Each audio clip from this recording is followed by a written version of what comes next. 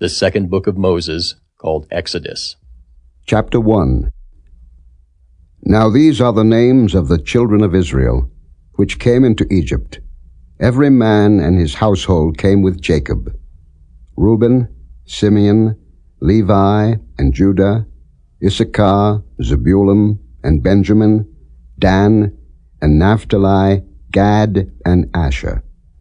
And all the souls that came out of the loins of Jacob were 70 souls, for Joseph was in Egypt already. And Joseph died, and all his brethren, and all that generation.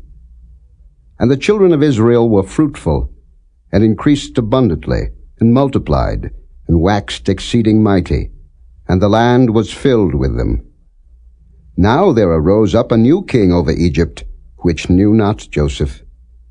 And he said unto his people, Behold, the people of the children of Israel are more and mightier than we. Come on, let us deal wisely with them, lest they multiply. And it come to pass that, when there falleth out any war, they join also unto our enemies, and fight against us, and so get them up out of the land. Therefore they did set over them taskmasters to afflict them with their burdens. And they built for Pharaoh treasure cities, Pithom and Raamses. But the more they afflicted them, the more they multiplied and grew, and they were grieved because of the children of Israel. And the Egyptians made the children of Israel to serve with rigor, and they made their lives bitter with hard bondage, in mortar and in brick, and in all manner of service in the field. All their service, wherein they made them serve, was with rigor. And the king of Egypt spake to the Hebrew midwives, of which the name of the one was Shiphrah, and the name of the other Pua. And he said, When ye do the office of a midwife to the Hebrew women, and see them upon the stools, if it be a son, then ye shall kill him, but if it be a daughter, then she shall live. But the midwives feared God, and did not as the king of Egypt commanded them, but saved the men children alive. And the king of Egypt called for the midwives, and said unto them, Why have ye done this thing, and have saved the men children alive? And the midwives said unto Pharaoh, Because the Hebrew women are not as the Egyptian women, for they are lively, and are delivered ere the midwives come in unto them. Therefore God dealt well with the midwives, and the people multiplied, and waxed very mighty. And it came to pass, because the midwives feared God, that he made them houses. And Pharaoh charged all his people, saying, Every son that is born ye shall cast into the river, and every daughter ye shall save alive.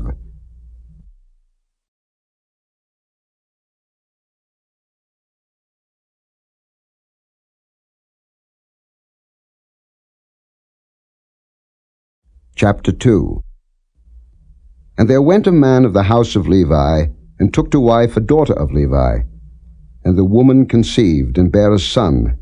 And when she saw him that he was a goodly child, she hid him 3 months. And when she could not longer hide him, she took for him an ark of bulrushes, and daubed it with slime and with pitch, and put the child therein, and she laid it in the flags by the river's brink. And his sister stood afar off, to wit what would be done to him. And the daughter of Pharaoh came down to wash herself at the river, and her maidens walked along by the river's side.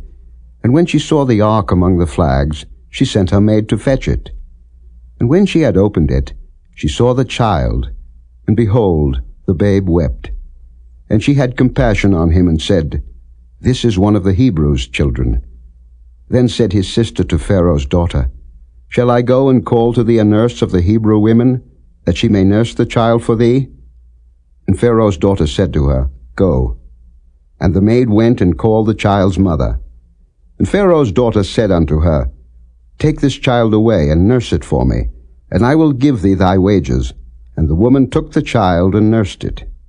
And the child grew, and she brought him unto Pharaoh's daughter, and he became her son. And she called his name Moses, and she said, Because I drew him out of the water. And it came to pass in those days, when Moses was grown, that he went out unto his brethren, and looked on their burdens. And he spied an Egyptian smiting an Hebrew, one of his brethren. And he looked this way and that way, and when he saw that there was no man, he slew the Egyptian, and hid him in the sand. And when he went out the second day, behold, 2 men of the Hebrews strove together. And he said to him that did the wrong, Wherefore smitest thou thy fellow? And he said, Who made thee a prince and a judge over us? Intendest thou to kill me, as thou killedst the Egyptian? And Moses feared and said, Surely this thing is known.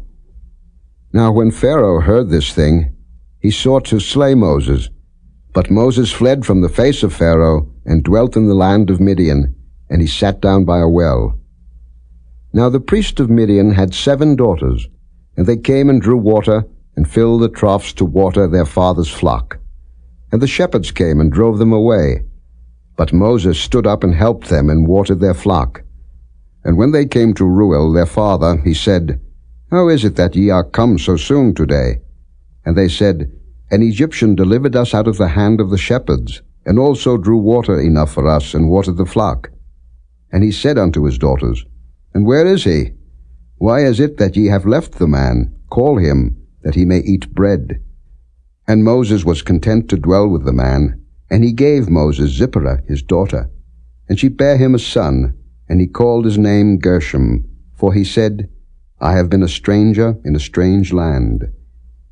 And it came to pass in process of time, that the king of Egypt died, and the children of Israel sighed by reason of the bondage, and they cried, and their cry came up unto God by reason of the bondage. And God heard their groaning, and God remembered his covenant with Abraham, with Isaac, and with Jacob. And God looked upon the children of Israel, and God had respect unto them.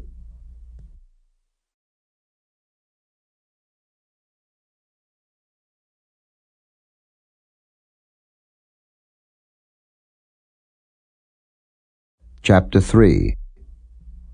Now Moses kept the flock of Jethro his father-in-law, the priest of Midian. And he led the flock to the backside of the desert, and came to the mountain of God, even to Horeb. And the angel of the Lord appeared unto him in a flame of fire out of the midst of a bush. And he looked, and behold, the bush burned with fire, and the bush was not consumed. And Moses said, I will now turn aside, and see this great sight, why the bush is not burnt. And when the Lord saw that he turned aside to see, God called unto him out of the midst of the bush, and said, Moses, Moses. And he said, Here am I. And he said, Draw not nigh hither. Put off thy shoes from off thy feet, for the place whereon thou standest is holy ground. Moreover he said, I am the God of thy father, the God of Abraham, the God of Isaac, and the God of Jacob. And Moses hid his face, for he was afraid to look upon God. And the Lord said, I have surely seen the affliction of my people which are in Egypt, and have heard their cry by reason of their taskmasters, for I know their sorrows. And I am come down to deliver them out of the land of the Egyptians, and to bring them up out of that land unto a good land and a large, unto a land flowing with milk and honey, unto the place of the Canaanites, and the Hittites, and the Amorites, and the Perizzites, and the Hivites, and the Jebusites. Now therefore, behold, the cry of the children of Israel is come unto me, and I have also seen the oppression wherewith the Egyptians oppress them. Come now therefore, and I will send thee unto Pharaoh, that thou mayest bring forth my people, the children of Israel, out of Egypt. And Moses said unto God, Who am I, that I should go unto Pharaoh, and that I should bring forth the children of Israel out of Egypt?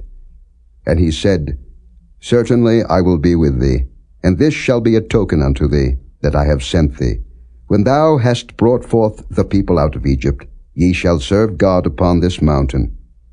And Moses said unto God, Behold, when I come unto the children of Israel, and shall say unto them, The God of your fathers hath sent me unto you, and they shall say to me, What is his name?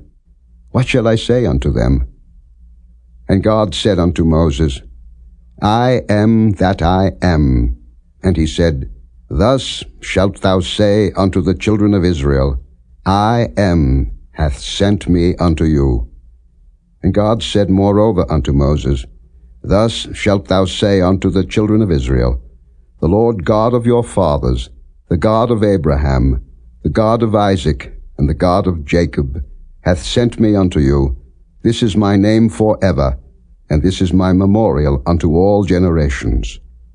Go and gather the elders of Israel together, and say unto them, The Lord God of your fathers, the God of Abraham, of Isaac, and of Jacob, appeared unto me, saying, I have surely visited you, and seen that which is done to you in Egypt. And I have said, I will bring you up out of the affliction of Egypt unto the land of the Canaanites, and the Hittites, and the Amorites, and the Perizzites, and the Hivites, and the Jebusites, unto a land flowing with milk and honey. And they shall hearken to thy voice, and thou shalt come, thou and the elders of Israel, unto the king of Egypt, and ye shall say unto him, The Lord God of the Hebrews hath met with us, and now let us go, we beseech thee, 3 days' journey into the wilderness, that we may sacrifice to the Lord our God. And I am sure that the king of Egypt will not let you go, no, not by a mighty hand. And I will stretch out my hand, and smite Egypt with all my wonders which I will do in the midst thereof, and after that he will let you go. And I will give this people favor in the sight of the Egyptians. And it shall come to pass that when ye go, ye shall not go empty. But every woman shall borrow of her neighbor, and of her that sojourneth in her house, jewels of silver, and jewels of gold, and raiment, and ye shall put them upon your sons and upon your daughters, and ye shall spoil the Egyptians.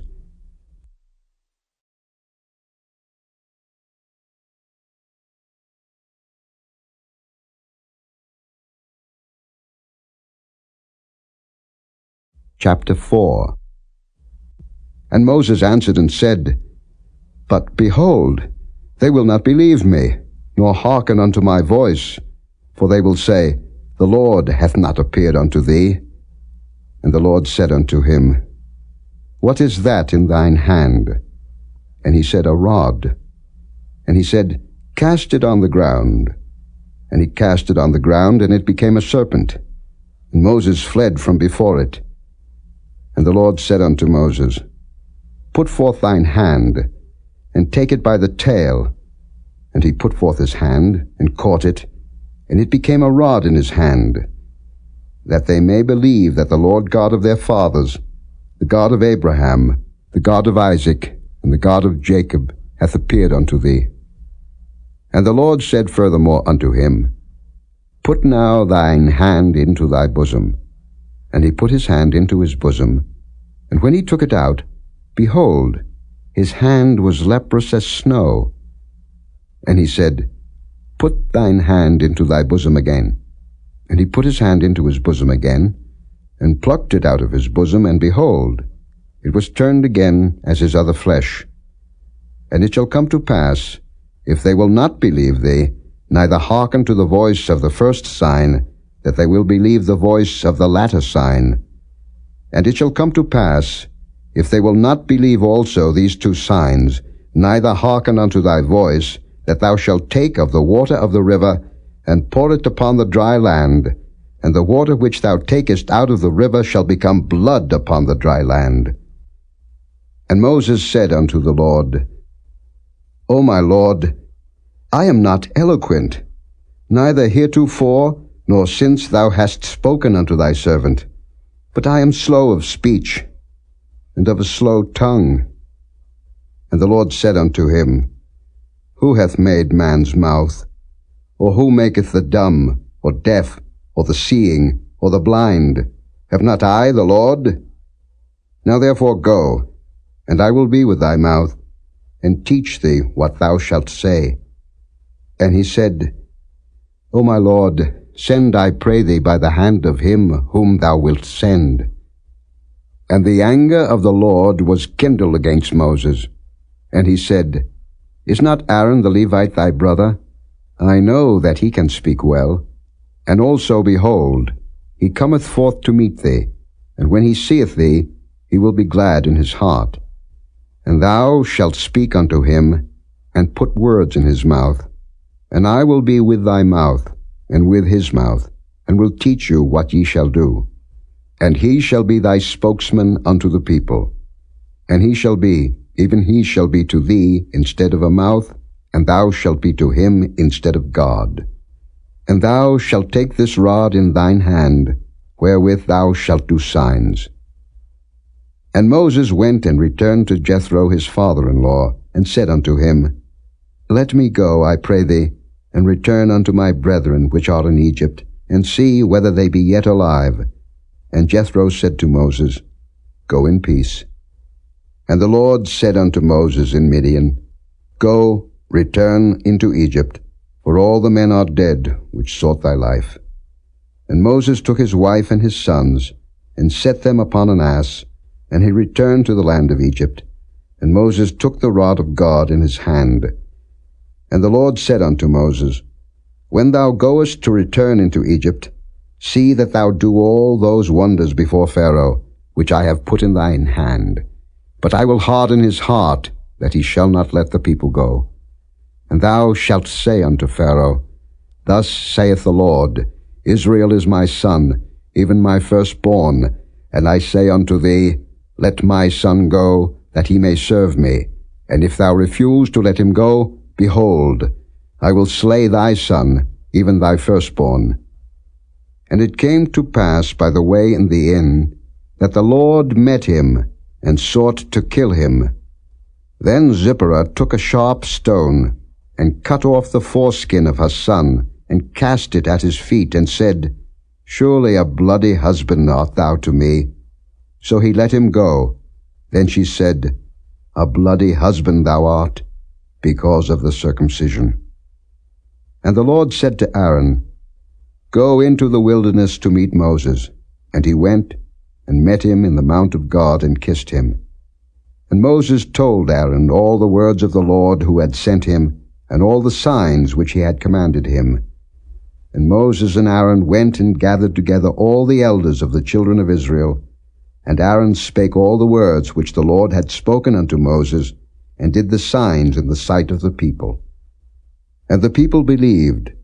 And when they heard that the Lord had visited the children of Israel, and that he had looked upon their affliction, then they bowed their heads and worshipped.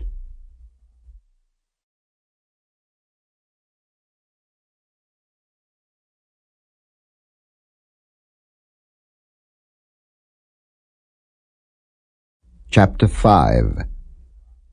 And afterward Moses and Aaron went in, and told Pharaoh, Thus saith the Lord God of Israel, Let my people go, that they may hold a feast unto me in the wilderness.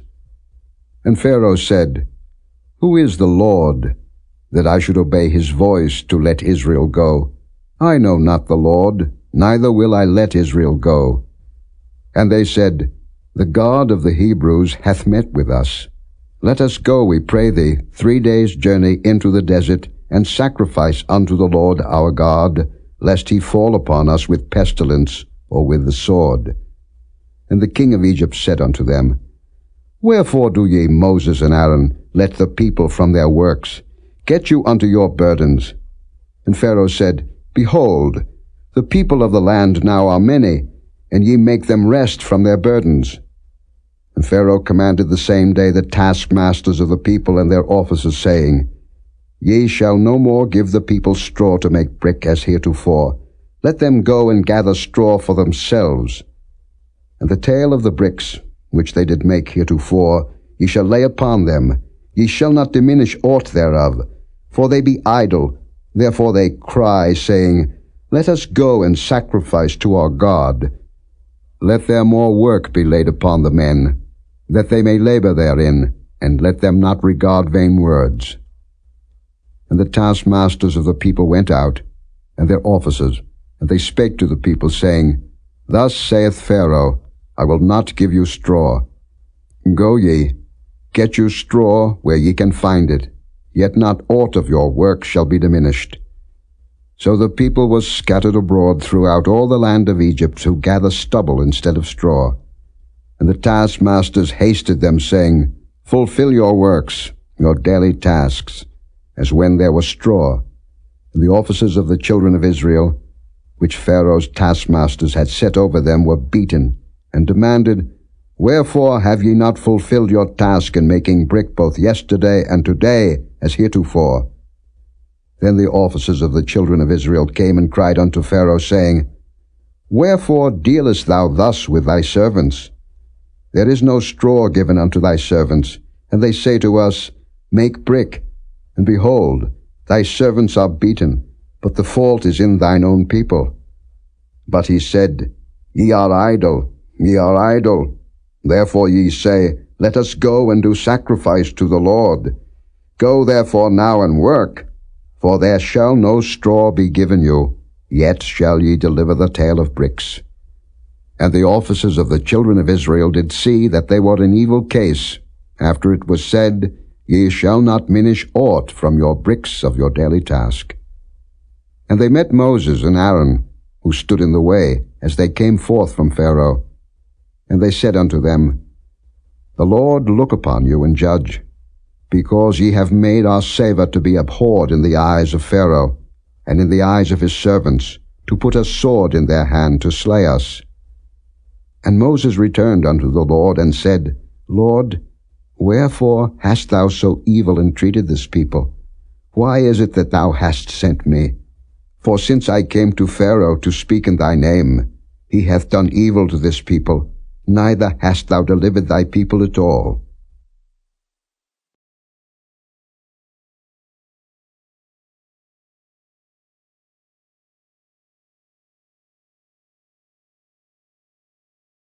Chapter 6.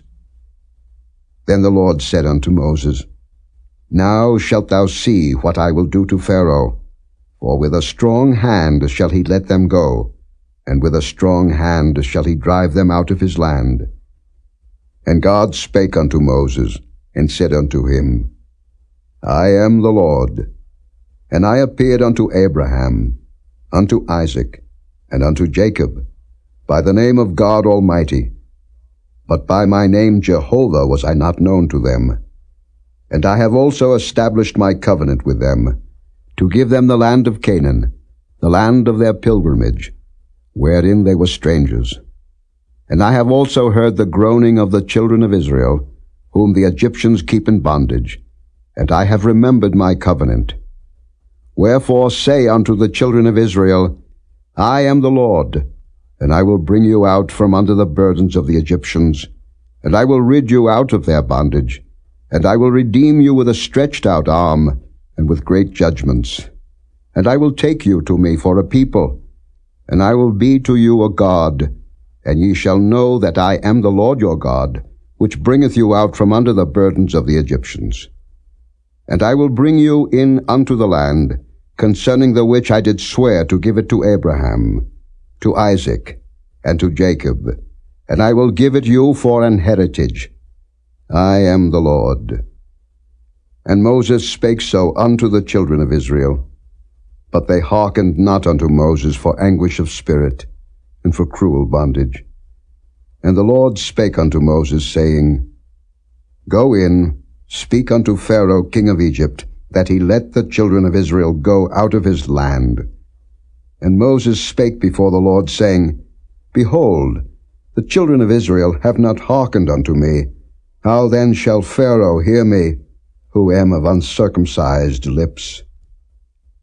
And the Lord spake unto Moses and unto Aaron, and gave them a charge unto the children of Israel, and unto Pharaoh king of Egypt, to bring the children of Israel out of the land of Egypt. These be the heads of their fathers' houses, the sons of Reuben, the firstborn of Israel, Anak, and Palu, Hezron, and Carmi. These be the families of Reuben. And the sons of Simeon, Jemuel, and Jamin, and Ohad, and Jachin, and Zohar, and Shael, the son of a Canaanitish woman. These are the families of Simeon. And these are the names of the sons of Levi according to their generations, Gershon, and Kohath, and Merari. And the years of the life of Levi were 137 years. The sons of Gershon, Libni and Shimei, according to their families. And the sons of Kohath, Amram and Izhar and Hebron and Uzziel. And the years of the life of Kohath were 133 years. And the sons of Merari, Mahali and Mushi. These are the families of Levi according to their generations. And Amram took him Jochebed his father's sister to wife, and she bare him Aaron and Moses. And the years of the life of Amram were 137 years. And the sons of Izhar, Korah and Nepheg and Zichri. And the sons of Uzziel, Mishael and Elzaphan and Zithri. And Aaron took him Elisheba, daughter of Amminadab, sister of Naashon, to wife, and she bare him Nadab, and Abihu, Eleazar, and Ithamar. And the sons of Korah, Asa, and Elkanah, and Abiasaph. These are the families of the Korhites. And Eleazar, Aaron's son, took him one of the daughters of Putiel to wife, and she bare him Phinehas. These are the heads of the fathers of the Levites according to their families. These are that Aaron and Moses, to whom the Lord said, Bring out the children of Israel from the land of Egypt according to their armies. These are they which spake to Pharaoh king of Egypt, to bring out the children of Israel from Egypt. These are that Moses and Aaron. And it came to pass on the day when the Lord spake unto Moses in the land of Egypt, that the Lord spake unto Moses, saying, I am the Lord. Speak thou unto Pharaoh king of Egypt all that I say unto thee. And Moses said before the Lord, Behold, I am of uncircumcised lips, and how shall Pharaoh hearken unto me?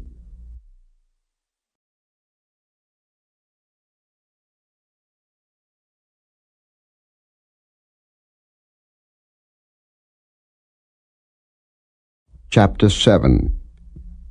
And the Lord said unto Moses, See, I have made thee a god to Pharaoh, and Aaron thy brother shall be thy prophet. Thou shalt speak all that I command thee, and Aaron thy brother shall speak unto Pharaoh, that he send the children of Israel out of his land. And I will harden Pharaoh's heart, and multiply my signs and my wonders in the land of Egypt.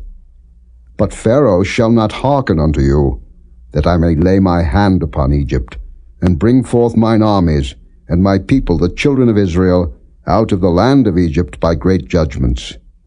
And the Egyptians shall know that I am the Lord, when I stretch forth mine hand upon Egypt, and bring out the children of Israel from among them.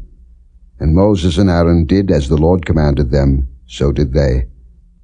And Moses was 80 years old, and Aaron 83 years old, when they spake unto Pharaoh. And the Lord spake unto Moses and unto Aaron, saying, When Pharaoh shall speak unto you, saying, Show a miracle for you, then thou shalt say unto Aaron, Take thy rod, and cast it before Pharaoh, and it shall become a serpent. And Moses and Aaron went in unto Pharaoh, and they did so as the Lord had commanded. And Aaron cast down his rod before Pharaoh, and before his servants, and it became a serpent. Then Pharaoh also called the wise men and the sorcerers. Now the magicians of Egypt, they also did in like manner with their enchantments. For they cast down every man his rod, and they became serpents. But Aaron's rod swallowed up their rods. And he hardened Pharaoh's heart, that he hearkened not unto them, as the Lord had said.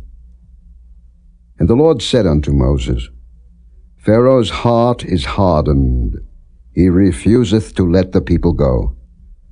Get thee unto Pharaoh in the morning. Lo, he goeth out unto the water, and thou shalt stand by the river's brink against he come, and the rod which was turned to a serpent shalt thou take in thine hand, and thou shalt say unto him, The Lord God of the Hebrews hath sent me unto thee, saying, Let my people go, that they may serve me in the wilderness. And behold, hitherto thou wouldest not hear. Thus saith the Lord, In this thou shalt know that I am the Lord. Behold, I will smite with the rod that is in mine hand upon the waters which are in the river, and they shall be turned to blood. And the fish that is in the river shall die, and the river shall stink, and the Egyptians shall loathe to drink of the water of the river. And the Lord spake unto Moses, Say unto Aaron, Take thy rod, and stretch out thine hand upon the waters of Egypt, upon their streams, upon their rivers, and upon their ponds, and upon all their pools of water, that they may become blood, and that there may be blood throughout all the land of Egypt, both in vessels of wood and in vessels of stone.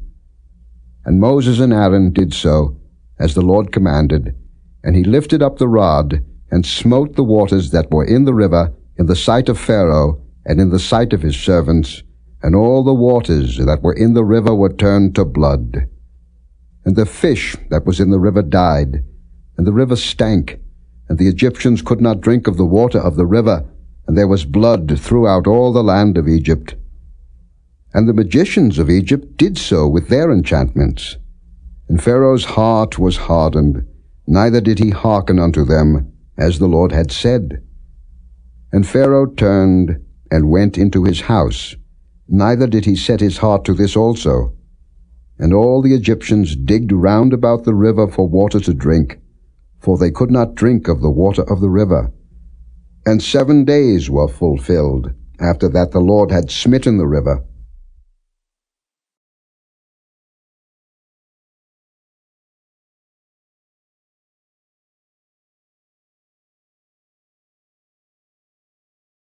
Chapter 8. And the Lord spake unto Moses, Go unto Pharaoh, and say unto him, Thus saith the Lord, Let my people go, that they may serve me. And if thou refuse to let them go, behold, I will smite all thy borders with frogs. And the river shall bring forth frogs abundantly, which shall go up and come into thine house, and into thy bedchamber, and upon thy bed, and into the house of thy servants, and upon thy people, and into thine ovens, and into thy kneading troughs. And the frog shall come up both on thee, and upon thy people, and upon all thy servants. And the Lord spake unto Moses, Say unto Aaron, Stretch forth thine hand with thy rod over the streams, over the rivers, and over the ponds, and cause frogs to come up upon the land of Egypt. And Aaron stretched out his hand over the waters of Egypt, and the frogs came up, and covered the land of Egypt. And the magicians did so with their enchantments, and brought up frogs upon the land of Egypt. Then Pharaoh called for Moses and Aaron, and said, Entreat the Lord, that he may take away the frogs from me, and from my people, and I will let the people go, that they may do sacrifice unto the Lord. And Moses said unto Pharaoh, Glory over me, when shall I entreat for thee, and for thy servants, and for thy people, to destroy the frogs from thee and thy houses, that they may remain in the river only? And he said, Tomorrow. And he said, Be it according to thy word, that thou mayest know that there is none like unto the Lord our God. And the frogs shall depart from thee, and from thy houses, and from thy servants, and from thy people. They shall remain in the river only. And Moses and Aaron went out from Pharaoh, and Moses cried unto the Lord because of the frogs which he had brought against Pharaoh. And the Lord did according to the word of Moses, and the frogs died out of the houses, out of the villages, and out of the fields. And they gathered them together upon heaps, and the land stank. But when Pharaoh saw that there was respite, he hardened his heart, and hearkened not unto them, as the Lord had said. And the Lord said unto Moses, Say unto Aaron, Stretch out thy rod, and smite the dust of the land, that it may become lice throughout all the land of Egypt. And they did so, for Aaron stretched out his hand with his rod, and smote the dust of the earth, and it became lice in man and in beast. All the dust of the land became lice throughout all the land of Egypt. And the magicians did so with their enchantments to bring forth lice, but they could not, so there were lice upon man and upon beast. Then the magicians said unto Pharaoh, This is the finger of God. And Pharaoh's heart was hardened, and he hearkened not unto them, as the Lord had said. And the Lord said unto Moses, Rise up early in the morning, and stand before Pharaoh. Lo, he cometh forth to the water, and say unto him, Thus saith the Lord, Let my people go, that they may serve me. Else, if thou wilt not let my people go, behold, I will send swarms of flies upon thee, and upon thy servants, and upon thy people, and into thy houses, and the houses of the Egyptians shall be full of swarms of flies, and also the ground whereon they are. And I will sever in that day the land of Goshen, in which my people dwell, that no swarms of flies shall be there, to the end thou mayest know that I am the Lord in the midst of the earth. And I will put a division between my people and thy people. Tomorrow shall this sign be. And the Lord did so, and there came a grievous swarm of flies into the house of Pharaoh, and into his servants' houses, and into all the land of Egypt. The land was corrupted by reason of the swarm of flies. And Pharaoh called for Moses and for Aaron, and said, Go ye, sacrifice to your God in the land. And Moses said, It is not meet so to do, for we shall sacrifice the abomination of the Egyptians to the Lord our God. Lo, shall we sacrifice the abomination of the Egyptians before their eyes? And will they not stone us? We will go 3 days' journey into the wilderness, and sacrifice to the Lord our God, as he shall command us. And Pharaoh said, I will let you go, that ye may sacrifice to the Lord your God in the wilderness. Only ye shall not go very far away. Entreat for me. And Moses said, Behold, I go out from thee, and I will entreat the Lord that the swarms of flies may depart from Pharaoh, from his servants, and from his people tomorrow.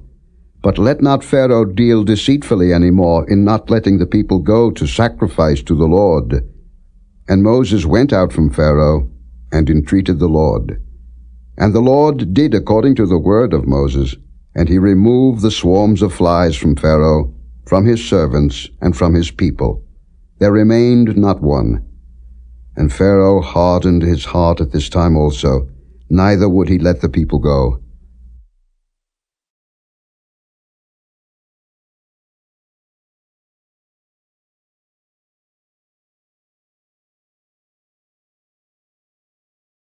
Chapter 9.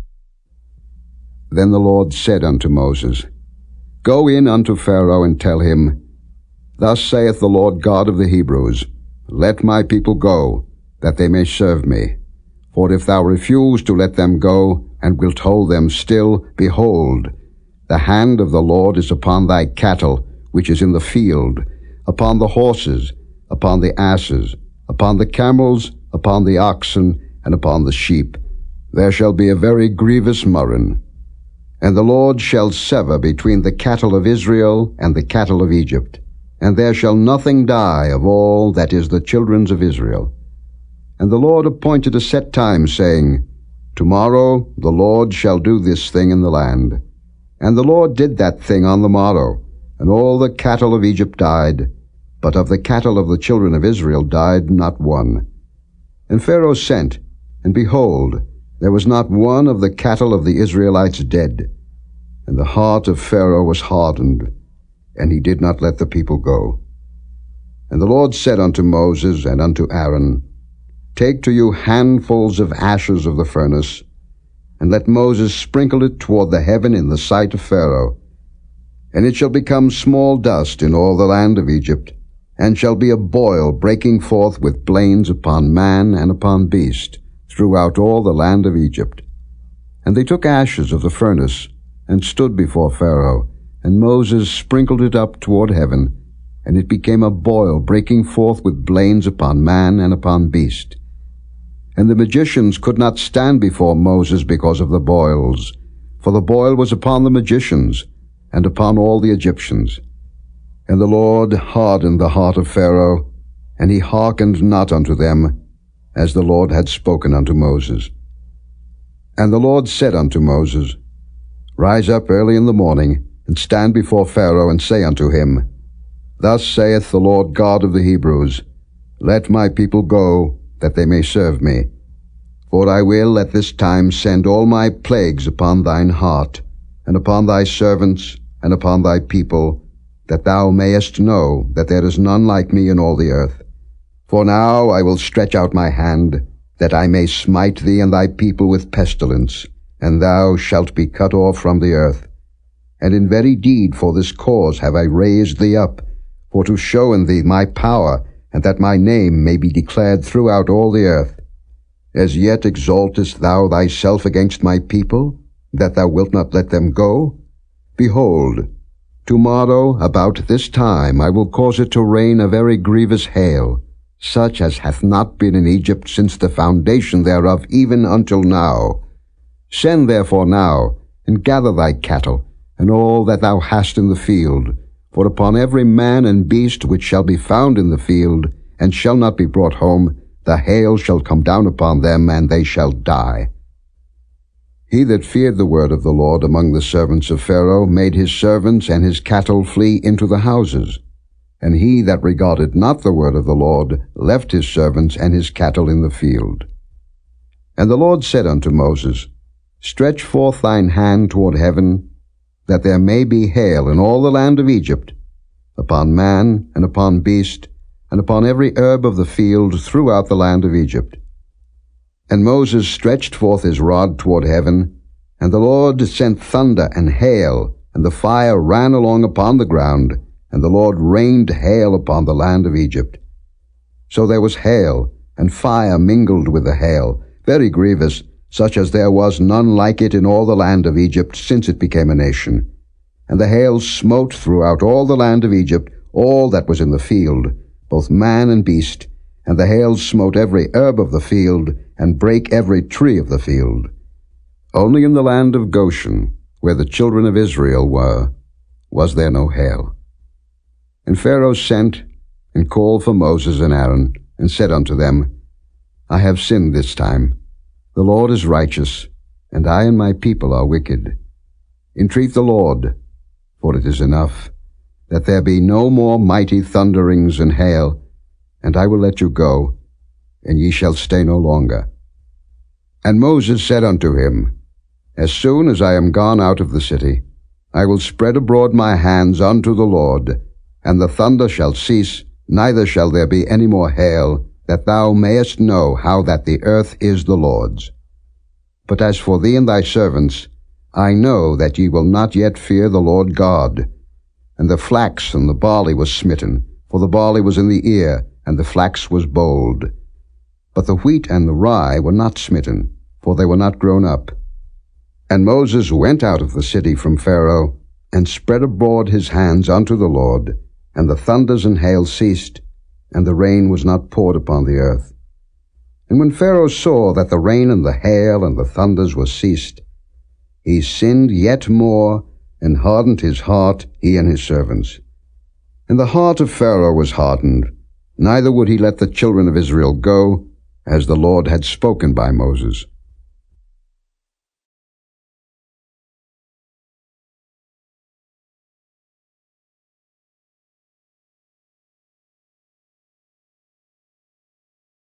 Chapter 10.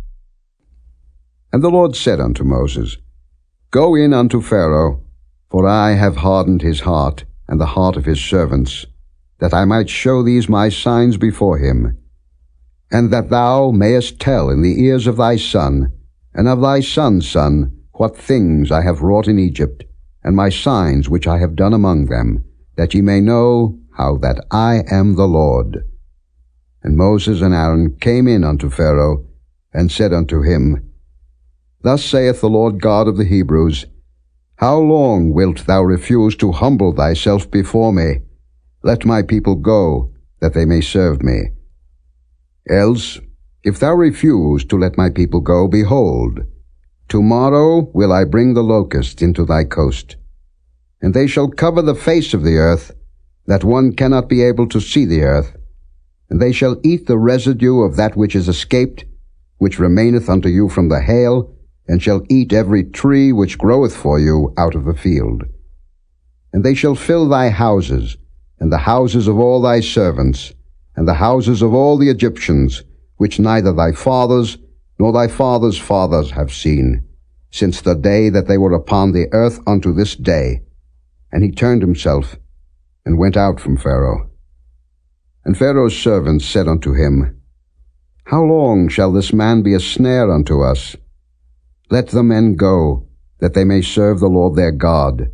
Knowest thou not yet that Egypt is destroyed?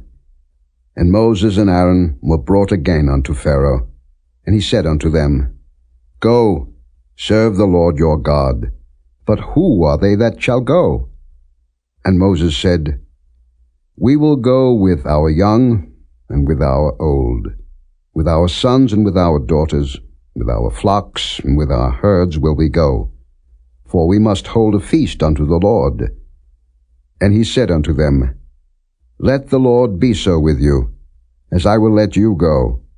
And your little ones, look to it, for evil is before you. Not so. Go now, ye that are men, and serve the Lord, for that ye did desire.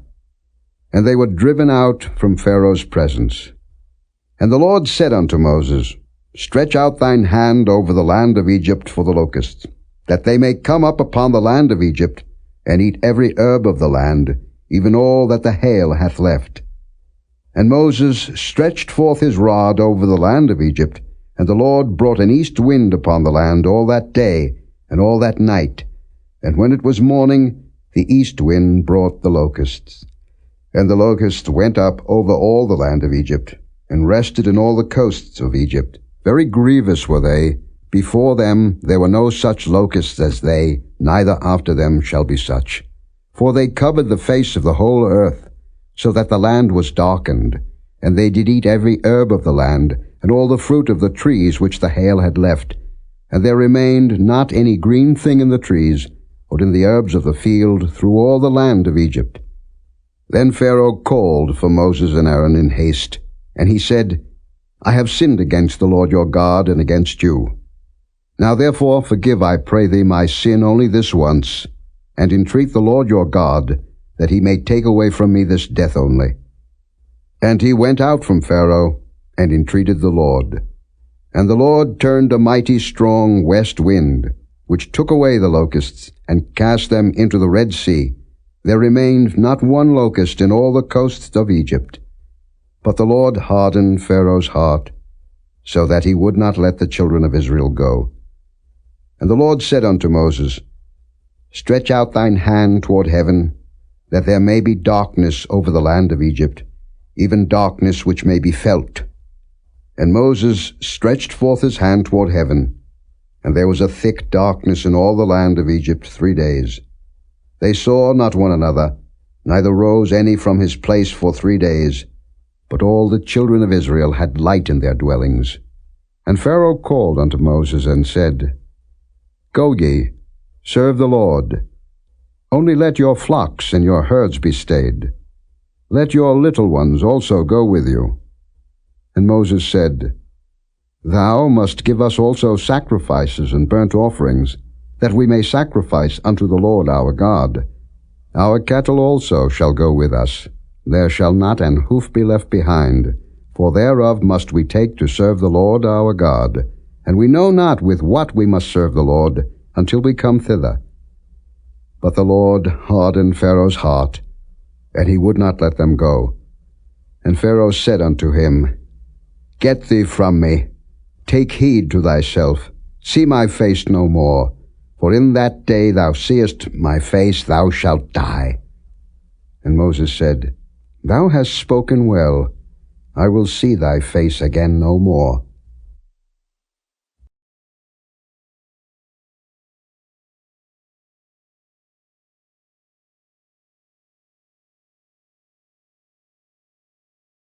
Chapter 11.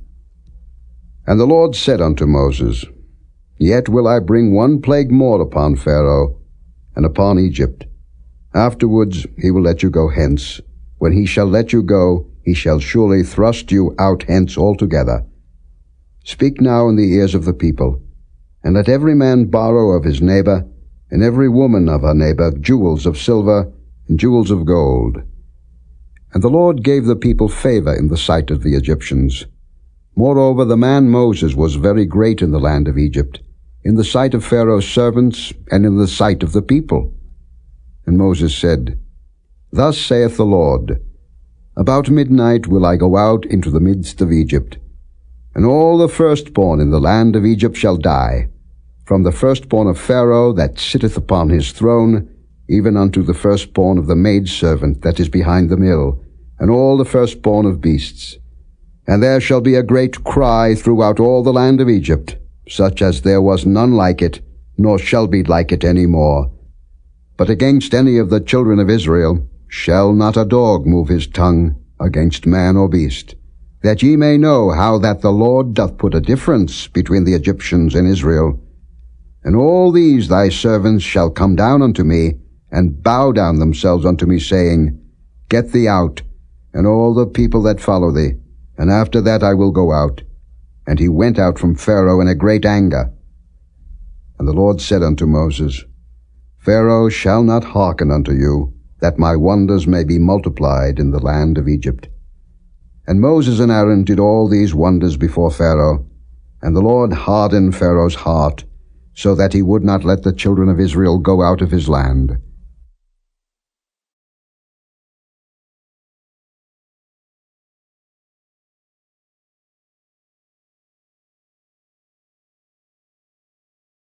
Chapter 12. And the Lord spake unto Moses and Aaron in the land of Egypt, saying, This month shall be unto you the beginning of months. It shall be the first month of the year to you. Speak ye unto all the congregation of Israel, saying, In the 10th day of this month they shall take to them every man a lamb, according to the house of their fathers, a lamb for an house. And if the household be too little for the lamb, let him and his neighbor next unto his house take it according to the number of the souls. Every man according to his eating shall make your count for the lamb. Your lamb shall be without blemish, a male of the first year. Ye shall take it out from the sheep or from the goats. And ye shall keep it up until the 14th day of the same month, and the whole assembly of the congregation of Israel shall kill it in the evening. And they shall take of the blood, and strike it on the 2 side posts and on the upper door post of the houses wherein they shall eat it. And they shall eat the flesh in that night, roast with fire, and unleavened bread, and with bitter herbs they shall eat it. Eat not of it raw, nor sodden it all with water, but roast with fire, his head with his legs, and with the purtenance thereof. And ye shall let nothing of it remain until the morning, and that which remaineth of it until the morning ye shall burn with fire. And thus shall ye eat it, with your loins girded, your shoes on your feet, and your staff in your hand, and ye shall eat it in haste. It is the Lord's Passover. For I will pass through the land of Egypt this night, and will smite all the firstborn in the land of Egypt, both man and beast, and against all the gods of Egypt I will execute judgment. I am the Lord. And the blood shall be to you for a token upon the houses where ye are. And when I see the blood, I will pass over you, and the plague shall not be upon you to destroy you, when I smite the land of Egypt. And this day shall be unto you for a memorial, and ye shall keep it a feast to the Lord throughout your generations. Ye shall keep it a feast by an ordinance for ever. 7 days shall ye eat unleavened bread. Even the first day ye shall put away leaven out of your houses. For whosoever eateth leavened bread from the first day until the 7th day, that soul shall be cut off from Israel. And in the first day there shall be an holy convocation, and in the 7th day there shall be an holy convocation to you. No manner of work shall be done in them, save that which every man must eat, that only may be done of you. And ye shall observe the feast of unleavened bread. For in this selfsame day have I brought your armies out of the land of Egypt. Therefore shall ye observe this day in your generations by an ordinance forever. In the 1st month, on the 14th day of the month at even, ye shall eat unleavened bread, until the 21st day of the month at even. 7 days shall there be no leaven found in your houses. For whosoever eateth that which is leavened, even that soul shall be cut off from the congregation of Israel, whether he be a stranger or born in the land. Ye shall eat nothing leavened. In all your habitations shall ye eat unleavened bread. Then Moses called for all the elders of Israel, and said unto them, Draw out and take you a lamb according to your families, and kill the Passover. And ye shall take a bunch of hyssop, and dip it in the blood that is in the basin, and strike the lintel and the 2 side posts with the blood that is in the basin, and none of you shall go out at the door of his house until the morning. For the Lord will pass through to smite the Egyptians. And when he seeth the blood upon the lintel, and on the 2 side posts, the Lord will pass over the door, and will not suffer the destroyer to come in unto your houses to smite you. And ye shall observe this thing for an ordinance to thee and to thy sons forever. And it shall come to pass, when ye be come to the land which the Lord will give you, according as he hath promised, that ye shall keep this service. And it shall come to pass, when your children shall say unto you, What mean ye by this service? That ye shall say, It is the sacrifice of the Lord's Passover, who passed over the houses of the children of Israel in Egypt, when he smote the Egyptians, and delivered our houses. And the people bowed the head and worshipped. And the children of Israel went away, and did as the Lord had commanded Moses and Aaron, so did they. And it came to pass, that at midnight the Lord smote all the firstborn in the land of Egypt, from the firstborn of Pharaoh that sat on his throne, unto the firstborn of the captive that was in the dungeon, and all the firstborn of cattle. And Pharaoh rose up in the night, he, and all his servants, and all the Egyptians. And there was a great cry in Egypt, for there was not a house where there was not one dead. And he called for Moses and Aaron by night, and said, Rise up, and get you forth from among my people, both ye and the children of Israel, and go, serve the Lord, as ye have said. Also take your flocks and your herds, as ye have said, and be gone. And bless me also. And the Egyptians were urgent upon the people, that they might send them out of the land in haste, for they said, We be all dead men.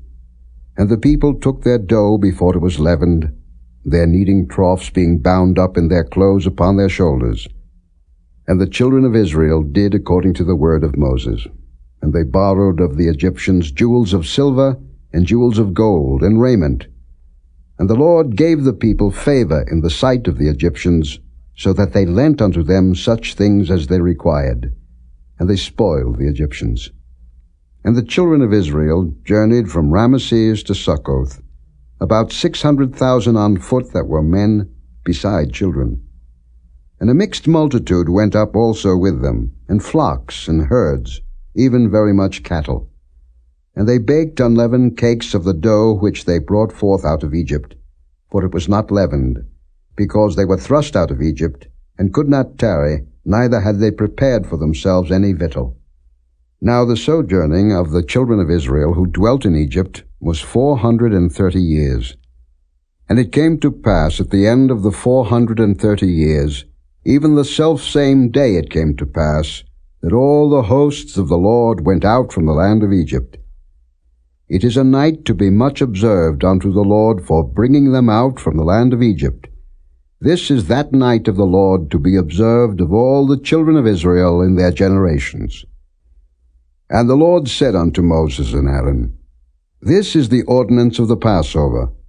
There shall no stranger eat thereof, but every man's servant that is bought for money, when thou hast circumcised him, then shall he eat thereof. A foreigner and an hired servant shall not eat thereof. In one house shall it be eaten. Thou shalt not carry forth aught of the flesh abroad out of the house, neither shall ye break a bone thereof. All the congregation of Israel shall keep it. And when a stranger shall sojourn with thee, and will keep the Passover to the Lord, let all his males be circumcised, and then let him come near and keep it. And he shall be as one that is born in the land, for no uncircumcised person shall eat thereof. One law shall be to him that is homeborn, and unto the stranger that sojourneth among you. Thus did all the children of Israel, as the Lord commanded Moses and Aaron, so did they. And it came to pass the selfsame day, that the Lord did bring the children of Israel out of the land of Egypt by their armies.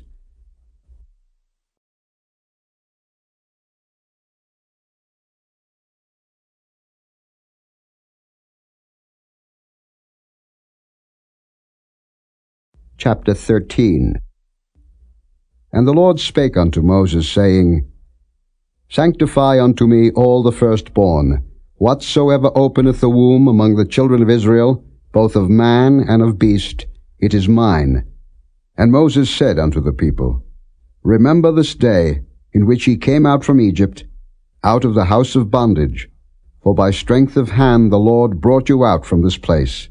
There shall no leavened bread be eaten. This day came ye out in the month Abib.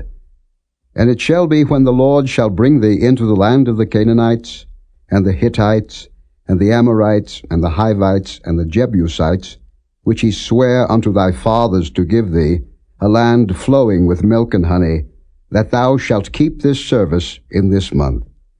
7 days thou shalt eat unleavened bread, and in the 7th day shall be a feast to the Lord.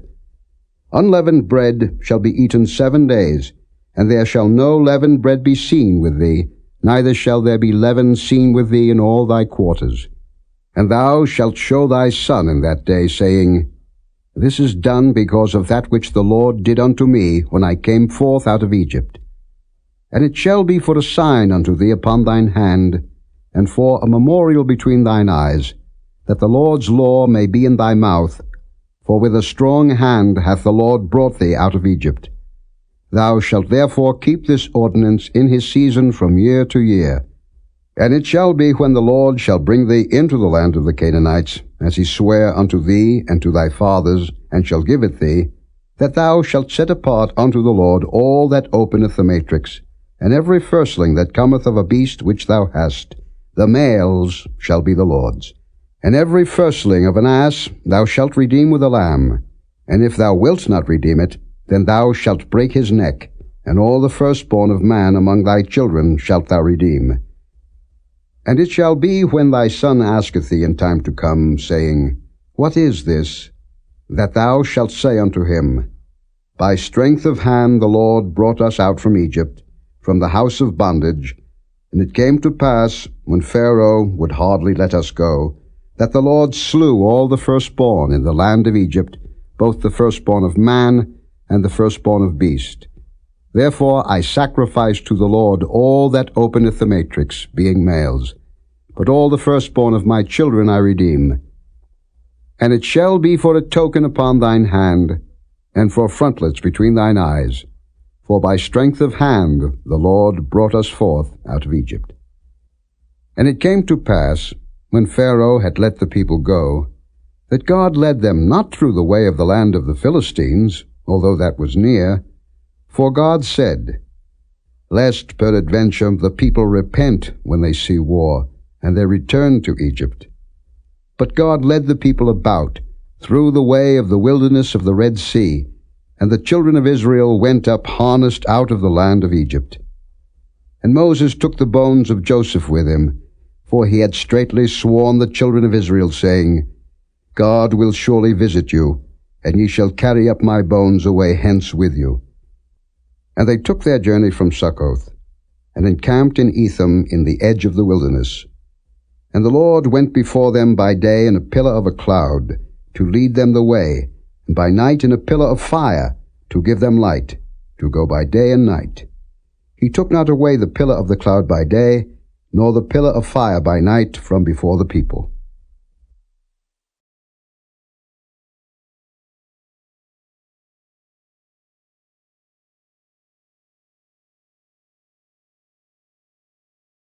Chapter 14.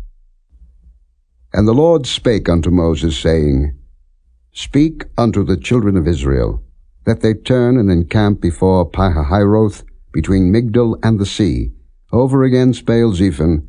Before it shall ye encamp by the sea.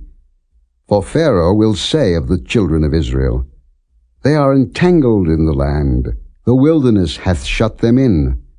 And I will harden Pharaoh's heart, that he shall follow after them. And I will be honored upon Pharaoh, and upon all his host, that the Egyptians may know that I am the Lord. And they did so. And it was told the king of Egypt that the people fled, and the heart of Pharaoh and of his servants was turned against the people, and they said, Why have we done this, that we have let Israel go from serving us? And he made ready his chariot, and took his people with him. And he took 600 chosen chariots, and all the chariots of Egypt, and captains over every one of them. And the Lord hardened the heart of Pharaoh king of Egypt, and he pursued after the children of Israel. And the children of Israel went out with an high hand. But the Egyptians pursued after them, all the horses and chariots of Pharaoh, and his horsemen, and his army, and overtook them, encamping by the sea, beside Pihahiroth, before Baal-zephon. And when Pharaoh drew nigh, the children of Israel lifted up their eyes, and behold, the Egyptians marched after them, and they were sore afraid. And the children of Israel cried out unto the Lord. And they said unto Moses, Because there were no graves in Egypt, hast thou taken us away to die in the wilderness? Wherefore hast thou dealt thus with us, to carry us forth out of Egypt? Is not this the word that we did tell thee in Egypt, saying, Let us alone, that we may serve the Egyptians? For it had been better for us to serve the Egyptians, than that we should die in the wilderness. And Moses said unto the people, Fear ye not, stand still, and see the salvation of the Lord, which he will show to you today. For the Egyptians whom ye have seen today, ye shall see them again no more forever.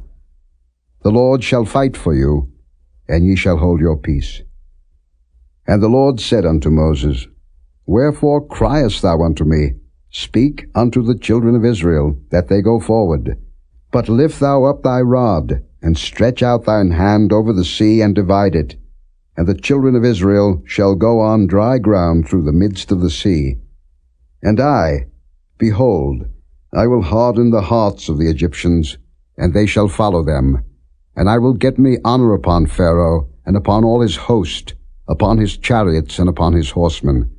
And the Egyptians shall know that I am the Lord, when I have gotten me honor upon Pharaoh, upon his chariots, and upon his horsemen. And the angel of God, which went before the camp of Israel, removed and went behind them, and the pillar of the cloud went from before their face, and stood behind them.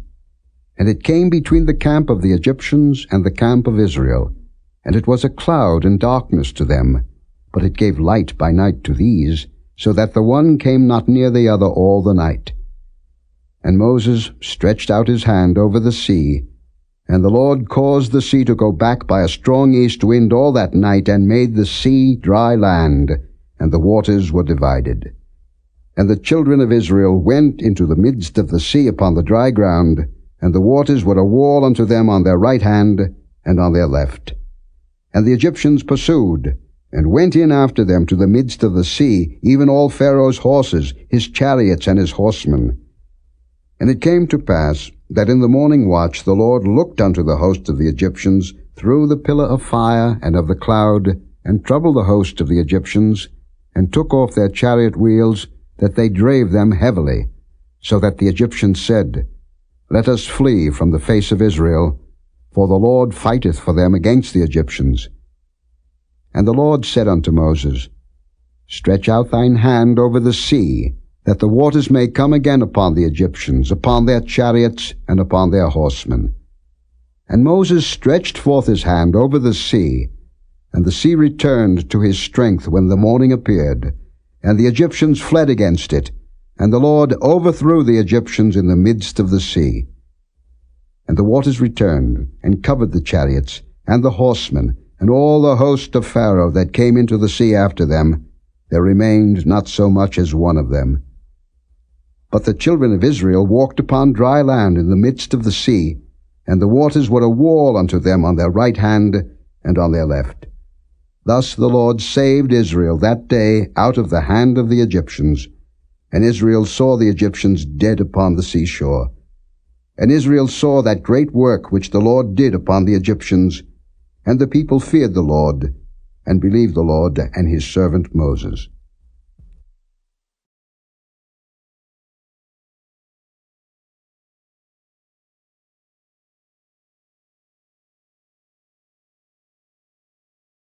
Chapter 15. Then sang Moses and the children of Israel this song unto the Lord, and spake, saying, I will sing unto the Lord, for he hath triumphed gloriously. The horse and his rider hath he thrown into the sea. The Lord is my strength and song, and he is become my salvation. He is my God, and I will prepare him an habitation, my father's God, and I will exalt him. The Lord is a man of war, the Lord is his name. Pharaoh's chariots and his host hath he cast into the sea. His chosen captains also are drowned in the Red Sea. The depths have covered them, they sank into the bottom as a stone. Thy right hand, O Lord, is become glorious in power. Thy right hand, O Lord, hath dashed in pieces the enemy. And in the greatness of thine excellency thou hast overthrown them that rose up against thee. Thou sentest forth thy wrath, which consumed them as stubble. And with the blast of thy nostrils the waters were gathered together. The floods stood upright as an heap, and the depths were congealed in the heart of the sea. The enemy said, I will pursue, I will overtake, I will divide the spoil, my lust shall be satisfied upon them. I will draw my sword, my hand shall destroy them. Thou didst blow with thy wind, the sea covered them, they sank as lead in the mighty waters. Who is like unto thee, O Lord, among the gods? Who is like thee, glorious in holiness, fearful in praises, doing wonders? Thou stretchedst out thy right hand, the earth swallowed them. Thou in thy mercy hast led forth the people which thou hast redeemed. Thou hast guided them in thy strength unto thy holy habitation. The people shall hear and be afraid. Sorrow shall take hold on the inhabitants of Palestina. Then the dukes of Edom shall be amazed. The mighty men of Moab, trembling, shall take hold upon them. All the inhabitants of Canaan shall melt away. Fear and dread shall fall upon them. By the greatness of thine arm they shall be as still as a stone, till thy people pass over, O Lord, till the people pass over, which thou hast purchased. Thou shalt bring them in, and plant them in the mountain of thine inheritance, in the place, O Lord, which thou hast made for thee to dwell in the sanctuary, O Lord, which thy hands have established. The Lord shall reign for ever and ever. For the horse of Pharaoh went in with his chariots, and with his horsemen into the sea, and the Lord brought again the waters of the sea upon them. But the children of Israel went on dry land in the midst of the sea. And Miriam the prophetess, the sister of Aaron, took a timbrel in her hand, and all the women went out after her with timbrels and with dances. And Miriam answered them, Sing ye to the Lord, for he hath triumphed gloriously. The horse and his rider hath he thrown into the sea. So Moses brought Israel from the Red Sea, and they went out into the wilderness of Shur, and they went 3 days in the wilderness and found no water. And when they came to Marah, they could not drink of the waters of Marah, for they were bitter. Therefore the name of it was called Marah. And the people murmured against Moses, saying, What shall we drink? And he cried unto the Lord. And the Lord showed him a tree, which when he had cast into the waters were made sweet. There he made for them a statute and an ordinance, and there he proved them, and said, If thou wilt diligently hearken to the voice of the Lord thy God, and wilt do that which is right in his sight, and wilt give ear to his commandments, and keep all his statutes, I will put none of these diseases upon thee, which I have brought upon the Egyptians. For I am the Lord that healeth thee. And they came to Elim, where were 12 wells of water, and 70 palm trees, and they encamped there by the waters.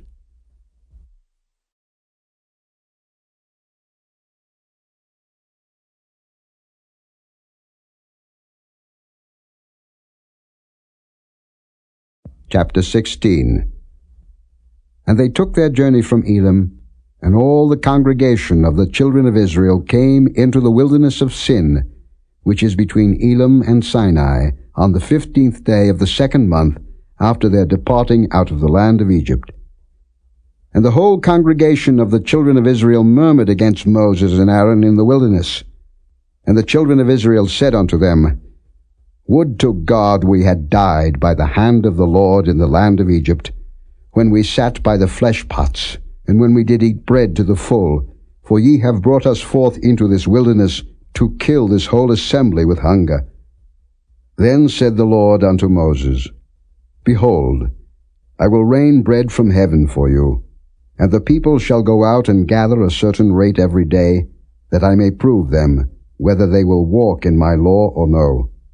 And it shall come to pass, that on the 6th day they shall prepare that which they bring in, and it shall be twice as much as they gather daily. And Moses and Aaron said unto all the children of Israel, At even, then ye shall know that the Lord hath brought you out from the land of Egypt.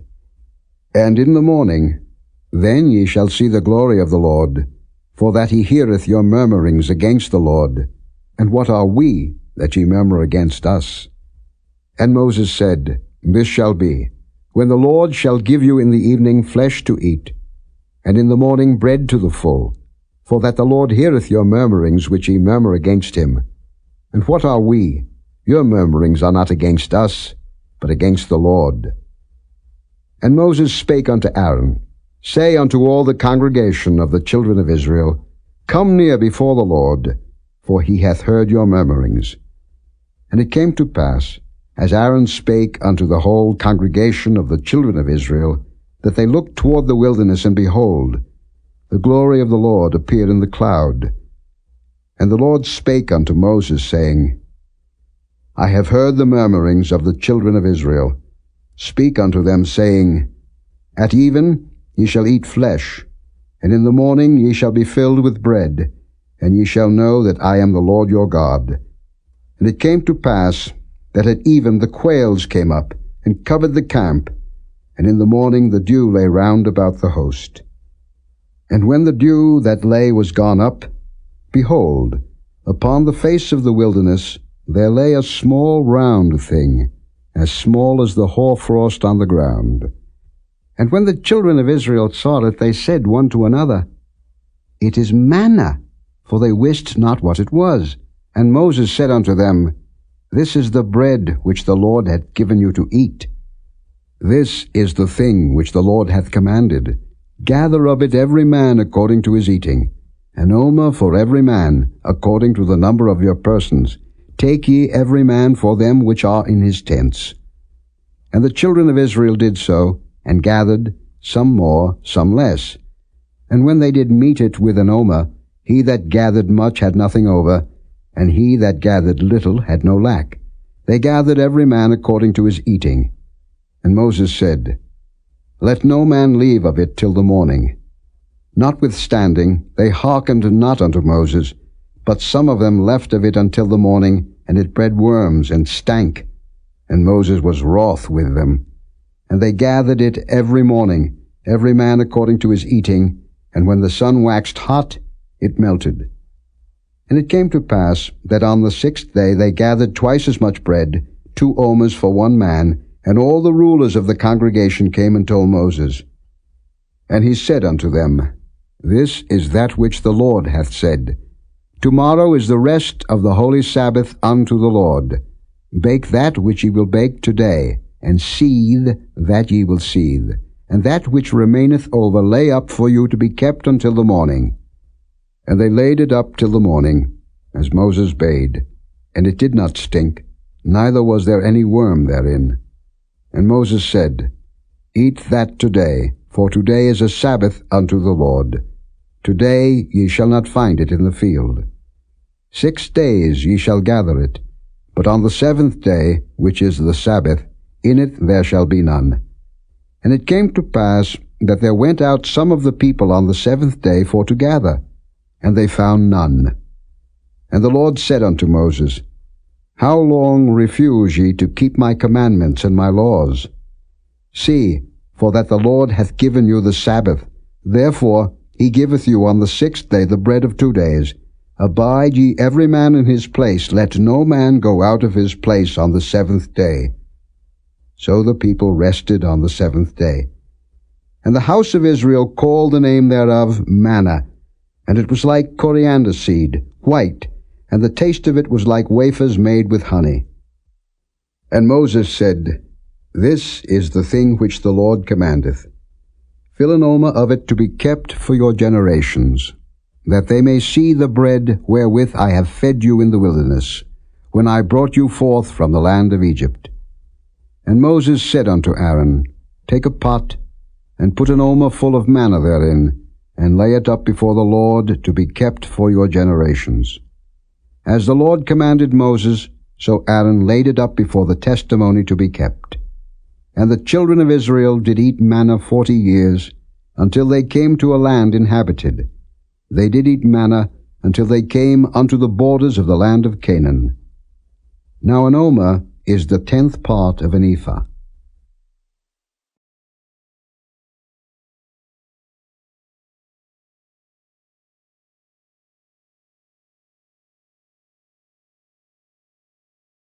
Chapter 17. And all the congregation of the children of Israel journeyed from the wilderness of Sin after their journeys, according to the commandment of the Lord, and pitched in Rephidim, and there was no water for the people to drink. Wherefore the people did chide with Moses, and said, Give us water, that we may drink. And Moses said unto them, Why chide ye with me? Wherefore do ye tempt the Lord?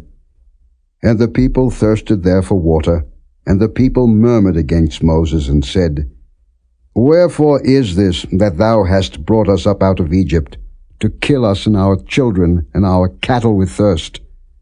And Moses cried unto the Lord, saying, What shall I do unto this people? They be almost ready to stone me. And the Lord said unto Moses, Go on before the people, and take with thee of the elders of Israel, and thy rod wherewith thou smotest the river, take in thine hand, and go. Behold, I will stand before thee there upon the rock in Horeb, and thou shalt smite the rock, and there shall come water out of it, that the people may drink. And Moses did so in the sight of the elders of Israel. And he called the name of the place Massah and Meribah, because of the chiding of the children of Israel, and because they tempted the Lord, saying, Is the Lord among us or not? Then came Amalek, and fought with Israel in Rephidim. And Moses said unto Joshua, Choose us out men, and go out, fight with Amalek. Tomorrow I will stand on the top of the hill with the rod of God in mine hand. So Joshua did as Moses had said to him, and fought with Amalek. And Moses, Aaron, and Hur went up to the top of the hill. And it came to pass, when Moses held up his hand, that Israel prevailed, and when he let down his hand, Amalek prevailed. But Moses' hands were heavy, and they took a stone, and put it under him, and he sat thereon, and Aaron and Hur stayed up his hands, the one on the one side, and the other on the other side, and his hands were steady until the going down of the sun. And Joshua discomfited Amalek and his people with the edge of the sword. And the Lord said unto Moses, Write this for a memorial in a book, and rehearse it in the ears of Joshua, for I will utterly put out the remembrance of Amalek from under heaven. And Moses built an altar, and called the name of it Jehovah Nissi. For he said, Because the Lord hath sworn that the Lord will have war with Amalek from generation to generation.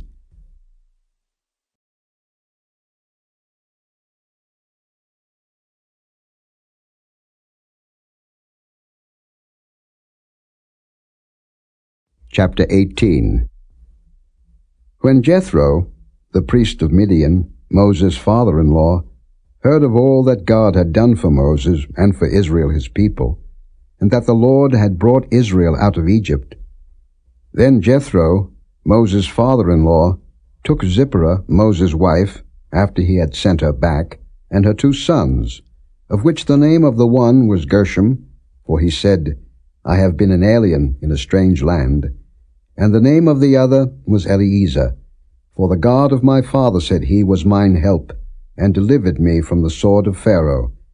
And Jethro, Moses' father-in-law, came with his sons and his wife unto Moses into the wilderness, where he encamped at the mount of God. And he said unto Moses, I, thy father-in-law Jethro, am come unto thee, and thy wife, and her 2 sons with her. And Moses went out to meet his father-in-law, and did obeisance, and kissed him, and they asked each other of their welfare, and they came into the tent. And Moses told his father-in-law all that the Lord had done unto Pharaoh and to the Egyptians for Israel's sake, and all the travail that had come upon them by the way, and how the Lord delivered them. And Jethro rejoiced for all the goodness which the Lord had done to Israel, whom he had delivered out of the hand of the Egyptians. And Jethro said, Blessed be the Lord, who hath delivered you out of the hand of the Egyptians, and out of the hand of Pharaoh, who hath delivered the people from under the hand of the Egyptians. Now I know that the Lord is greater than all gods, for in the thing wherein they dealt proudly he was above them. And Jethro, Moses' father-in-law, took a burnt offering and sacrifices for God. And Aaron came, and all the elders of Israel, to eat bread with Moses' father-in-law before God. And it came to pass on the morrow that Moses sat to judge the people, and the people stood by Moses from the morning unto the evening. And when Moses' father-in-law saw all that he did to the people, he said, What is this thing that thou doest to the people? Why sittest thou thyself alone, and all the people stand by thee from morning unto even? And Moses said unto his father-in-law, Because the people come unto me to inquire of God. When they have a matter, they come unto me, and I judge between one and another, and I do make them know the statutes of God and his laws. And Moses' father-in-law said unto him, The thing that thou doest is not good. Thou wilt surely wear away, both thou and this people that is with thee. For this thing is too heavy for thee. Thou art not able to perform it thyself alone. Hearken now unto my voice. I will give thee counsel, and God shall be with thee. Be thou for the people too Godward, that thou mayest bring the causes unto God. And thou shalt teach them ordinances and laws, and shalt show them the way wherein they must walk, and the work that they must do. Moreover, thou shalt provide out of all the people able men, such as fear God, men of truth, hating covetousness, and place such over them to be rulers of thousands, and rulers of hundreds, rulers of 50s, and rulers of 10s. And let them judge the people at all seasons. And it shall be that every great matter they shall bring unto thee, but every small matter they shall judge. So shall it be easier for thyself, and they shall bear the burden with thee. If thou shalt do this thing, and God command thee so, then thou shalt be able to endure, and all this people shall also go to their place in peace. So Moses hearkened to the voice of his father-in-law, and did all that he had said. And Moses chose able men out of all Israel, and made them heads over the people, rulers of thousands, rulers of hundreds, rulers of 50s, and rulers of 10s. And they judged the people at all seasons.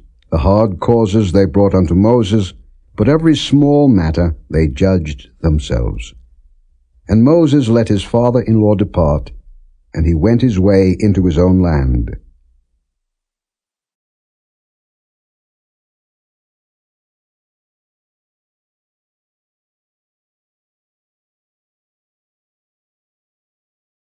Chapter 19. In the 3rd month, when the children of Israel were gone forth out of the land of Egypt, the same day came they into the wilderness of Sinai.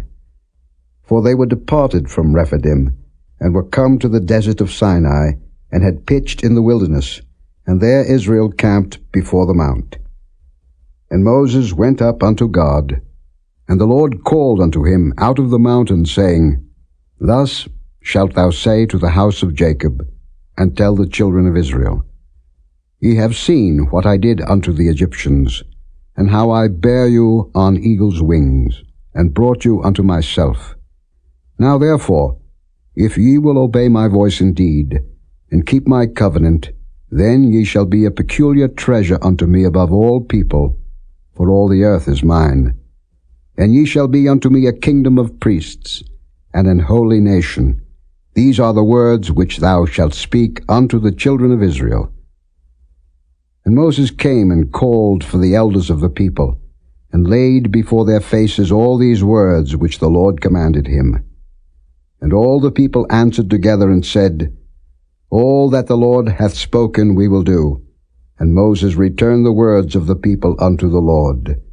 And the Lord said unto Moses, Lo, I come unto thee in a thick cloud, that the people may hear when I speak with thee, and believe thee forever.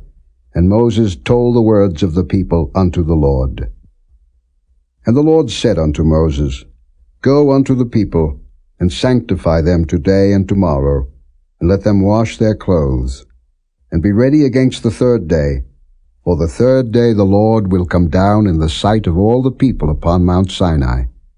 And thou shalt set bounds unto the people round about, saying, Take heed to yourselves, that ye go not up into the mount, or touch the border of it. Whosoever toucheth the mount shall be surely put to death. There shall not an hand touch it, but he shall surely be stoned, or shot through.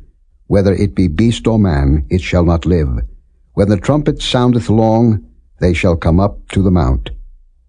And Moses went down from the mount unto the people, and sanctified the people, and they washed their clothes.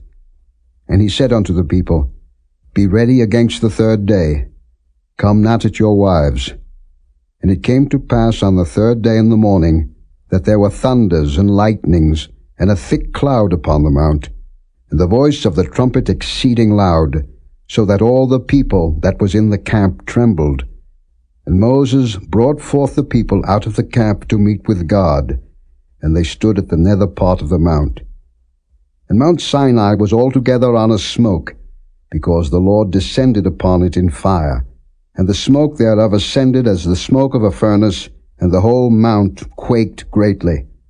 And when the voice of the trumpet sounded long, and waxed louder and louder, Moses spake, and God answered him by a voice.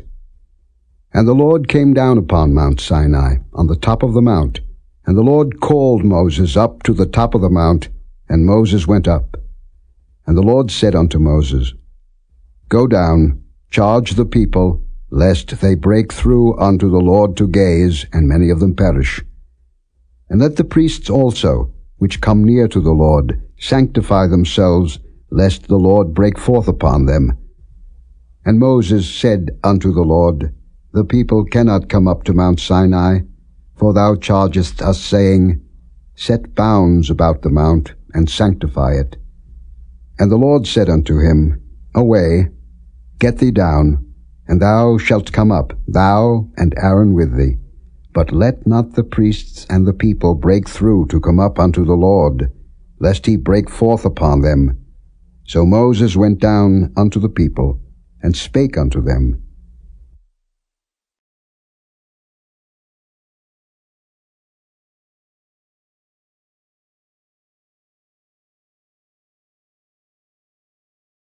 Chapter 20. And God spake all these words, saying, I am the Lord thy God, which have brought thee out of the land of Egypt, out of the house of bondage. Thou shalt have no other gods before me. Thou shalt not make unto thee any graven image, or any likeness of anything that is in heaven above, or that is in the earth beneath, or that is in the water under the earth. Thou shalt not bow down thyself to them, nor serve them. For I, the Lord thy God, am a jealous God, visiting the iniquity of the fathers upon the children unto the third and fourth generation of them that hate me, and showing mercy unto thousands of them that love me, and keep my commandments. Thou shalt not take the name of the Lord thy God in vain, for the Lord will not hold him guiltless that taketh his name in vain. Remember the Sabbath day to keep it holy. 6 days shalt thou labor, and do all thy work. But the seventh day is the Sabbath of the Lord thy God. In it thou shalt not do any work, thou, nor thy son, nor thy daughter, thy manservant, nor thy maidservant, nor thy cattle, nor thy stranger that is within thy gates. For in 6 days the Lord made heaven and earth, the sea, and all that in them is, and rested the 7th day. Wherefore the Lord blessed the Sabbath day, and hallowed it. Honor thy father and thy mother, that thy days may be long upon the land which the Lord thy God giveth thee. Thou shalt not kill. Thou shalt not commit adultery. Thou shalt not steal. Thou shalt not bear false witness against thy neighbor. Thou shalt not covet thy neighbor's house. Thou shalt not covet thy neighbor's wife, nor his manservant, nor his maidservant, nor his ox, nor his ass, nor anything that is thy neighbor's. And all the people saw the thunderings, and the lightnings, and the noise of the trumpet, and the mountain smoking. And when the people saw it, they removed, and stood afar off. And they said unto Moses, Speak thou with us, and we will hear. But let not God speak with us, lest we die. And Moses said unto the people, Fear not, for God is come to prove you, and that his fear may be before your faces, that ye sin not. And the people stood afar off, and Moses drew near unto the thick darkness where God was. And the Lord said unto Moses, Thus thou shalt say unto the children of Israel, Ye have seen that I have talked with you from heaven. Ye shall not make with me gods of silver, neither shall ye make unto you gods of gold. An altar of earth thou shalt make unto me, and shalt sacrifice thereon thy burnt offerings, and thy peace offerings, thy sheep and thine oxen.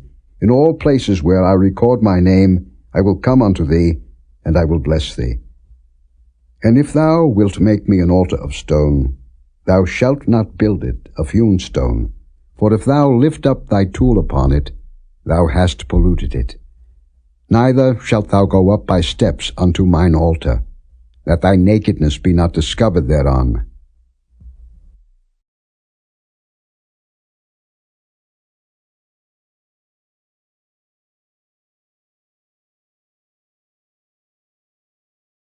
Chapter 21. Now these are the judgments which thou shalt set before them.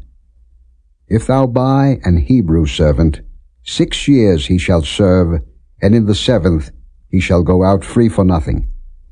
If he came in by himself, he shall go out by himself. If he were married, then his wife shall go out with him. If his master have given him a wife, and she have borne him sons or daughters, the wife and her children shall be her master's, and he shall go out by himself.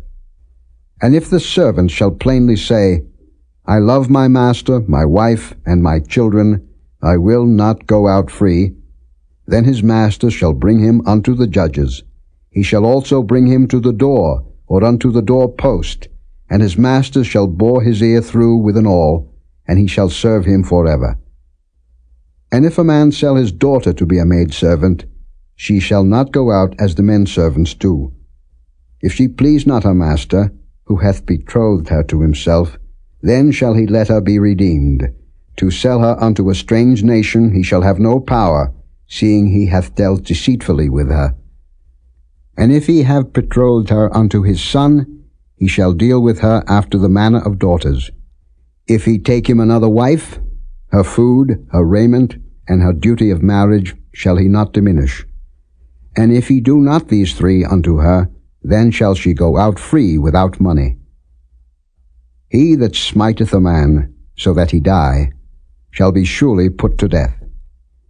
And if a man lie not in wait, but God deliver him into his hand, then I will appoint thee a place whither he shall flee.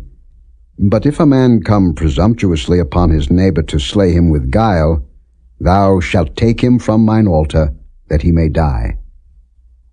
And he that smiteth his father or his mother shall be surely put to death.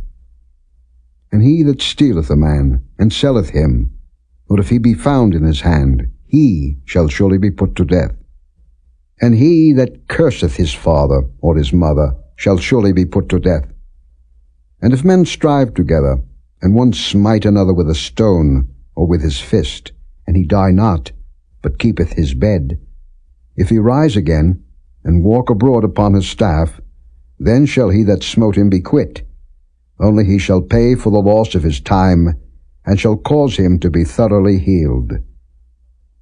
And if a man smite his servant, or his maid with a rod, and he die under his hand, he shall be surely punished. Notwithstanding, if he continue a day or two, he shall not be punished, for he is his money. If men strive, and hurt a woman with child, so that her fruit depart from her, and yet no mischief follow, he shall be surely punished, according as the woman's husband will lay upon him, and he shall pay as the judges determine. And if any mischief follow, then thou shalt give life for life, eye for eye, tooth for tooth, hand for hand, foot for foot, burning for burning, wound for wound, stripe for stripe. And if a man smite the eye of his servant, or the eye of his maid, that it perish, he shall let him go free for his eye's sake. And if he smite out his manservant's tooth, or his maidservant's tooth, he shall let him go free for his tooth's sake. If an ox gore a man or a woman, that they die, then the ox shall be surely stoned, and his flesh shall not be eaten, but the owner of the ox shall be quit.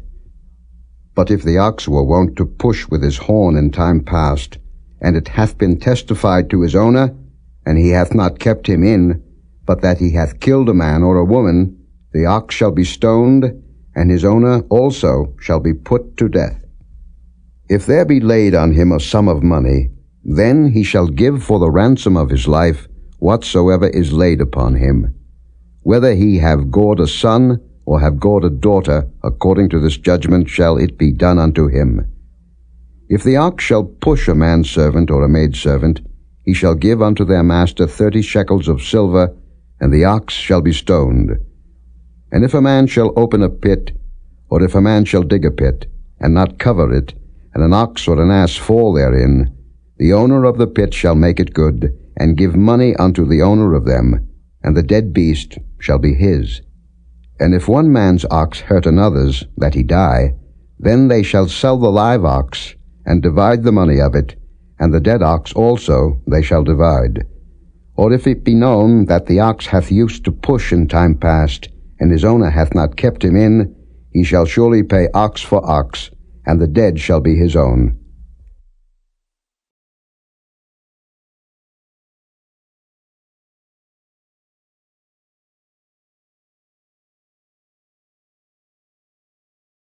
Chapter 22. If a man shall steal an ox or a sheep, and kill it or sell it, he shall restore 5 oxen for an ox, and 4 sheep for a sheep. If a thief be found breaking up, and be smitten that he die, there shall no blood be shed for him. If the sun be risen upon him, there shall be blood shed for him, for he should make full restitution. If he have nothing, then he shall be sold for his theft. If the theft be certainly found in his hand alive, whether it be ox or ass or sheep, he shall restore double. If a man shall cause a field or vineyard to be eaten, and shall put in his beast, and shall feed in another man's field, of the best of his own field, and of the best of his own vineyard, shall he make restitution. If fire break out, and catch in thorns, so that the stacks of corn, or the standing corn, or the field be consumed therewith, he that kindled the fire shall surely make restitution. If a man shall deliver unto his neighbor money or stuff to keep, and it be stolen out of the man's house, if the thief be found, let him pay double. If the thief be not found, then the master of the house shall be brought unto the judges, to see whether he have put his hand unto his neighbor's goods. For all manner of trespass, whether it be for ox, for ass, for sheep, for raiment, or for any manner of lost thing, which another challengeth to be his, the cause of both parties shall come before the judges, and whom the judges shall condemn, he shall pay double unto his neighbor. If a man deliver unto his neighbor an ass, or an ox, or a sheep, or any beast to keep, and it die, or be hurt, or driven away, no man seeing it, then shall an oath of the Lord be between them both, that he hath not put his hand unto his neighbour's goods, and the owner of it shall accept thereof, and he shall not make it good. And if it be stolen from him, he shall make restitution unto the owner thereof. If it be torn in pieces, then let him bring it for witness, and he shall not make good that which was torn. And if a man borrow aught of his neighbour, and it be hurt or die, the owner thereof being not with it, he shall surely make it good. But if the owner thereof be with it, he shall not make it good. If it be an hired thing, it came for his hire. And if a man entice a maid that is not betrothed, and lie with her, he shall surely endow her to be his wife. If her father utterly refuse to give her unto him, he shall pay money according to the dowry of virgins. Thou shalt not suffer a witch to live. Whosoever lieth with a beast shall surely be put to death. He that sacrificeth unto any god, save unto the Lord only, he shall be utterly destroyed. Thou shalt neither vex a stranger, nor oppress him, for ye were strangers in the land of Egypt. Ye shall not afflict any widow or fatherless child. If thou afflict them in any wise, and they cry at all unto me, I will surely hear their cry, and my wrath shall wax hot, and I will kill you with the sword, and your wives shall be widows, and your children fatherless. If thou lend money to any of my people that is poor by thee, thou shalt not be to him as an usurer, neither shalt thou lay upon him usury. If thou at all take thy neighbour's raiment to pledge, thou shalt deliver it unto him by that the sun goeth down. For that is his covering only, it is his raiment for his skin, wherein shall he sleep?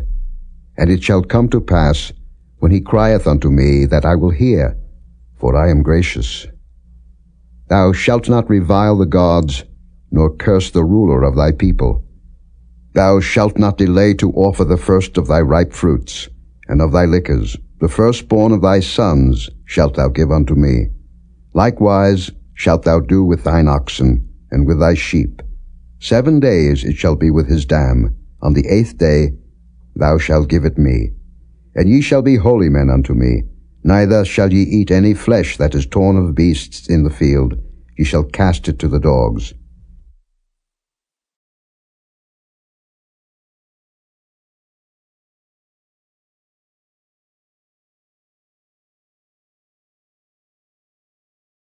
Chapter 23.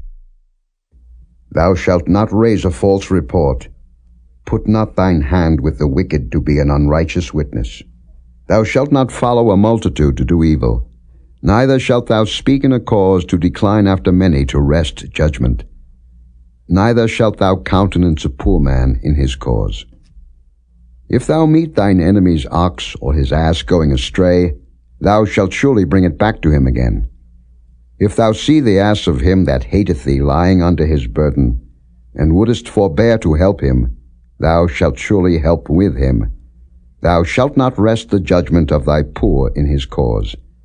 Keep thee far from a false matter, and the innocent and righteous slay thou not, for I will not justify the wicked. And thou shalt take no gift, for the gift blindeth the wise, and perverteth the words of the righteous. Also, thou shalt not oppress a stranger, for ye know the heart of a stranger, seeing ye were strangers in the land of Egypt. In 6 years thou shalt sow thy land, and shalt gather in the fruits thereof. But the 7th year thou shalt let it rest and lie still, that the poor of thy people may eat. And what they leave the beasts of the field shall eat.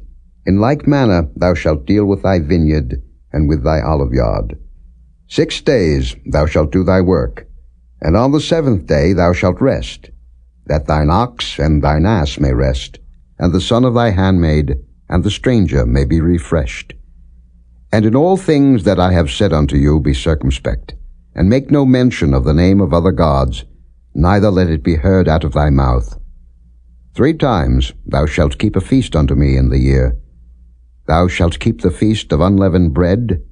Thou shalt eat unleavened bread 7 days, as I commanded thee, in the time appointed of the month Abib, for in it thou camest out from Egypt, and none shall appear before me empty. And the feast of harvest, the first fruits of thy labors, which thou hast sown in the field, and the feast of ingathering, which is in the end of the year, when thou hast gathered in thy labors out of the field. 3 times in the year all thy males shall appear before the Lord God. Thou shalt not offer the blood of my sacrifice with leavened bread, neither shall the fat of my sacrifice remain until the morning. The first of the first fruits of thy land thou shalt bring into the house of the Lord thy God. Thou shalt not seethe a kid in his mother's milk. Behold, I send an angel before thee, to keep thee in the way, and to bring thee into the place which I have prepared. Beware of him, and obey his voice. Provoke him not, for he will not pardon your transgressions, for my name is in him. But if thou shalt indeed obey his voice, and do all that I speak, then I will be an enemy unto thine enemies, and an adversary unto thine adversaries. For mine angel shall go before thee, and bring thee in unto the Amorites, and the Hittites, and the Perizzites, and the Canaanites, and the Hivites, and the Jebusites, and I will cut them off. Thou shalt not bow down to their gods, nor serve them, nor do after their works, but thou shalt utterly overthrow them, and quite break down their images. And ye shall serve the Lord your God, and he shall bless thy bread and thy water, and I will take sickness away from the midst of thee. There shall nothing cast their young, nor be barren in thy land. The number of thy days I will fulfill. I will send my fear before thee, and will destroy all the people to whom thou shalt come, and I will make all thine enemies turn their backs unto thee. And I will send hornets before thee, which shall drive out the Hivite, the Canaanite, and the Hittite from before thee. I will not drive them out from before thee in 1 year, lest the land become desolate, and the beasts of the field multiply against thee. By little and little I will drive them out from before thee, until thou be increased, and inherit the land. And I will set thy bounds from the Red Sea even unto the sea of the Philistines, and from the desert unto the river. For I will deliver the inhabitants of the land into your hand, and thou shalt drive them out before thee. Thou shalt make no covenant with them, nor with their gods.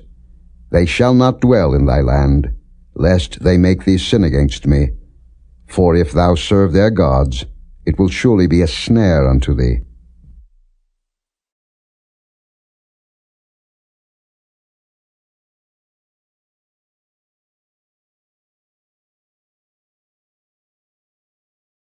Chapter 24.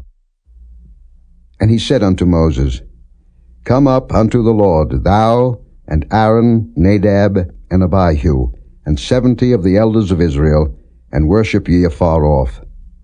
And Moses alone shall come near the Lord, but they shall not come nigh, neither shall the people go up with him. And Moses came and told the people all the words of the Lord, and all the judgments. And all the people answered with one voice, and said, All the words which the Lord hath said will we do.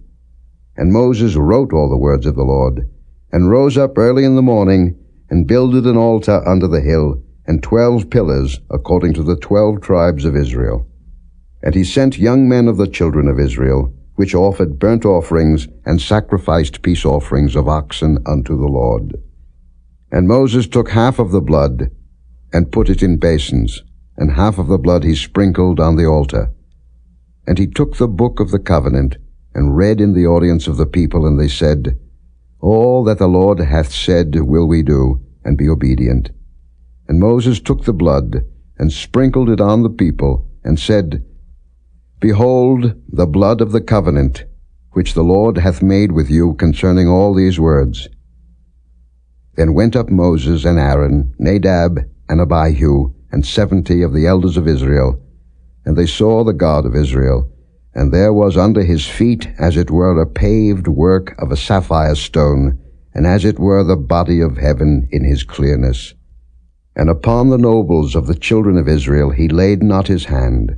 Also they saw God, and did eat and drink, And the Lord said unto Moses, Come up to me into the mount, and be there. And I will give thee tables of stone, and a law, and commandments which I have written, that thou mayest teach them. And Moses rose up, and his minister Joshua, and Moses went up into the mount of God. And he said unto the elders, Tarry ye here for us, until we come again unto you. And behold, Aaron and Hur are with you. If any man have any matters to do, let him come unto them. And Moses went up into the mount, and a cloud covered the mount. And the glory of the Lord abode upon Mount Sinai, and the cloud covered it 6 days. And the 7th day he called unto Moses out of the midst of the cloud. And the sight of the glory of the Lord was like devouring fire on the top of the mount in the eyes of the children of Israel. And Moses went into the midst of the cloud, and gat him up into the mount, and Moses was in the mount 40 days and 40 nights.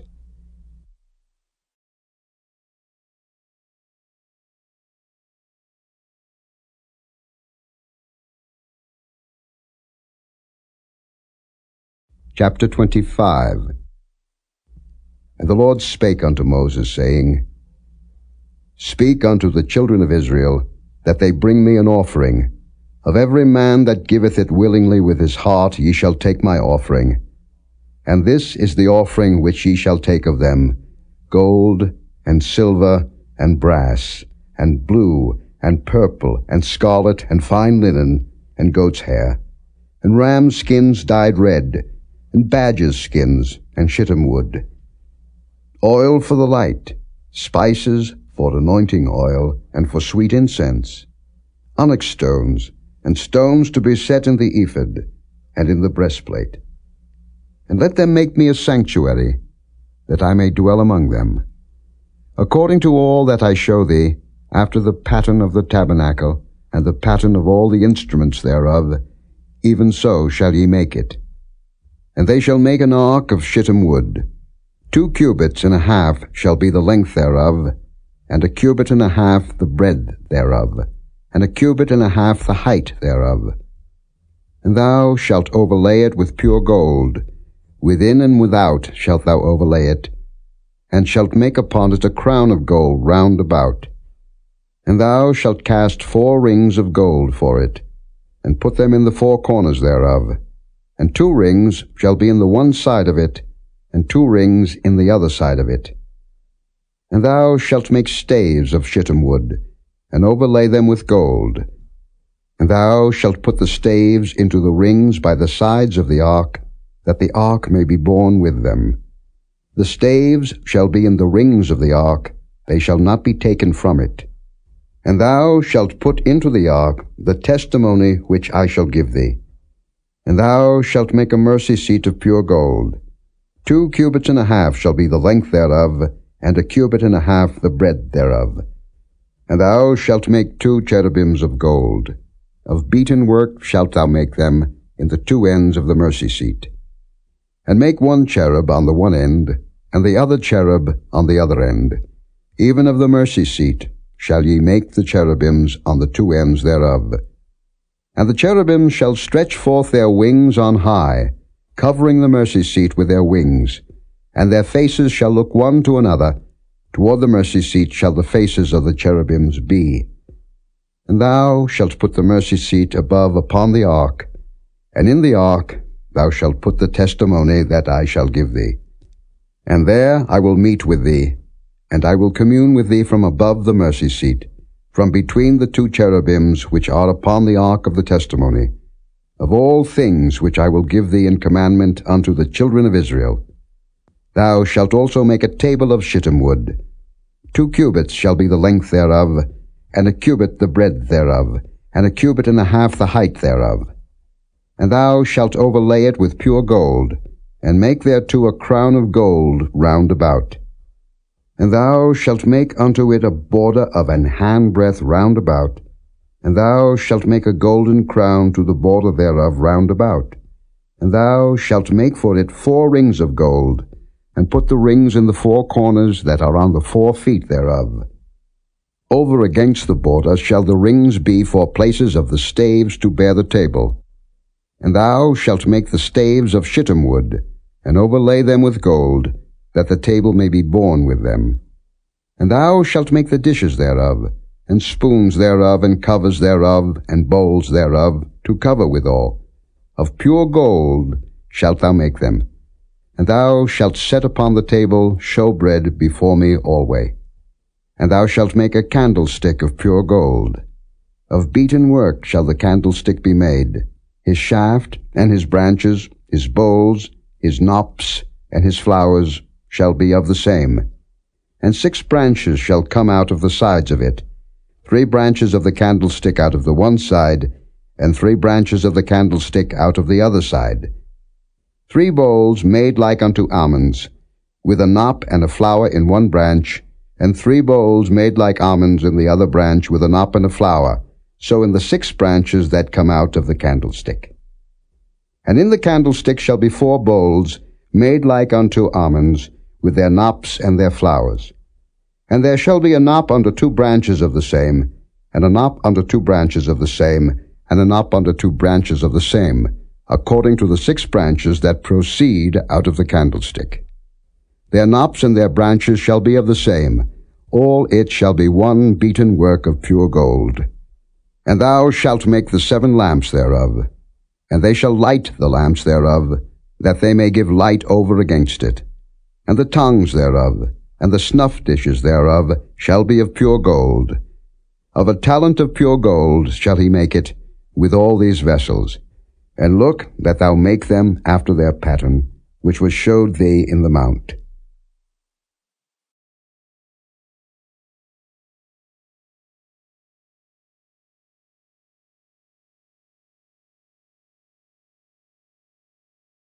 Chapter 26. Moreover, thou shalt make the tabernacle with 10 curtains of fine twined linen, and blue and purple and scarlet. With cherubims of cunning work shalt thou make them.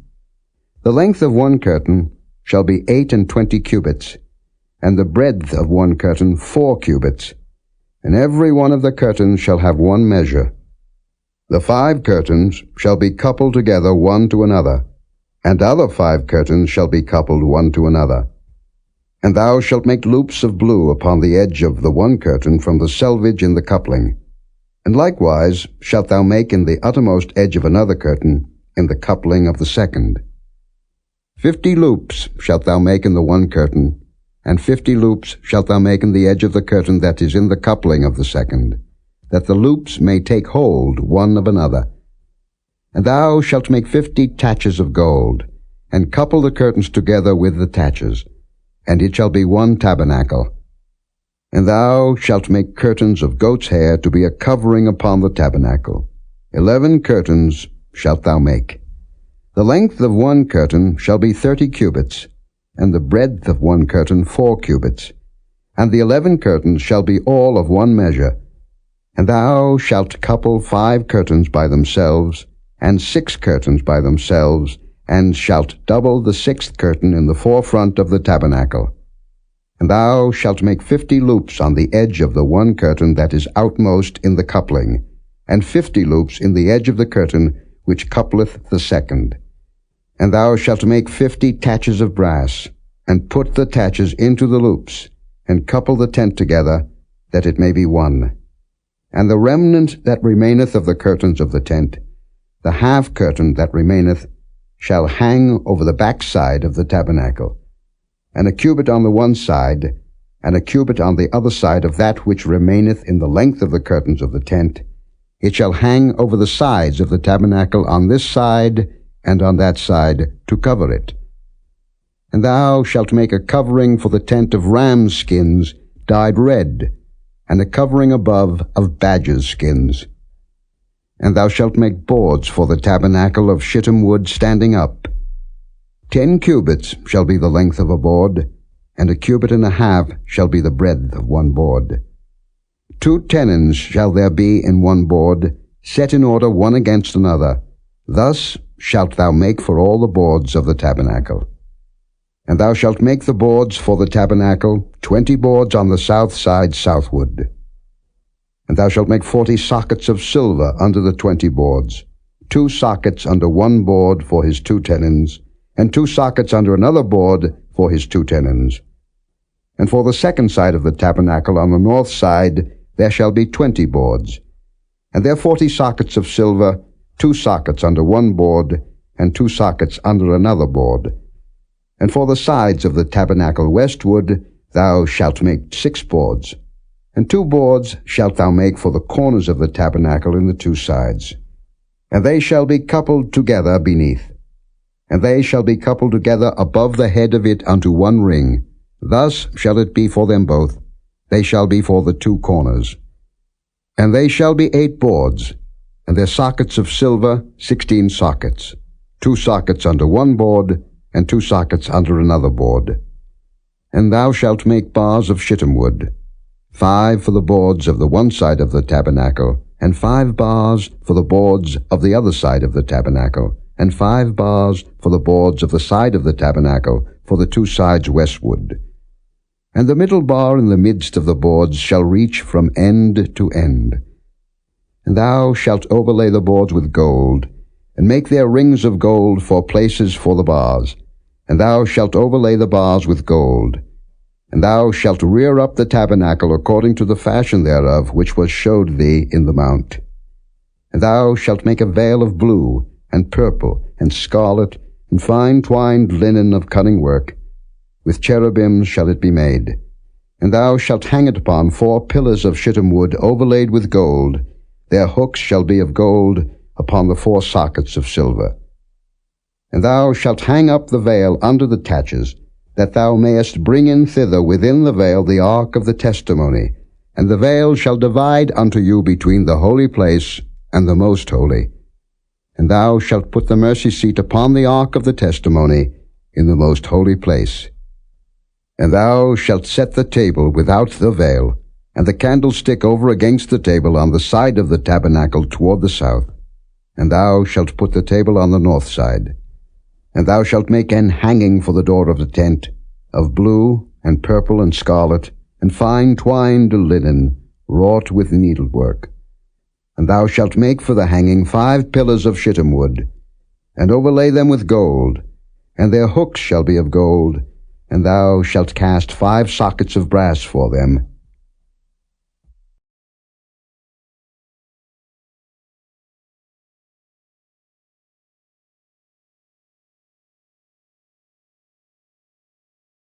Chapter 27. And thou shalt make an altar of shittim wood, 5 cubits long, and 5 cubits broad. The altar shall be foursquare, and the height thereof shall be 3 cubits. And thou shalt make the horns of it upon the 4 corners thereof. His horns shall be of the same, and thou shalt overlay it with brass. And thou shalt make his pans to receive his ashes, and his shovels, and his basins, and his flesh hooks, and his fire pans. All the vessels thereof thou shalt make of brass. And thou shalt make for it a grate of network of brass, and upon the net shalt thou make 4 brazen rings in the 4 corners thereof. And thou shalt put it under the compass of the altar beneath, that the net may be even to the midst of the altar. And thou shalt make staves for the altar, staves of shittim wood, and overlay them with brass.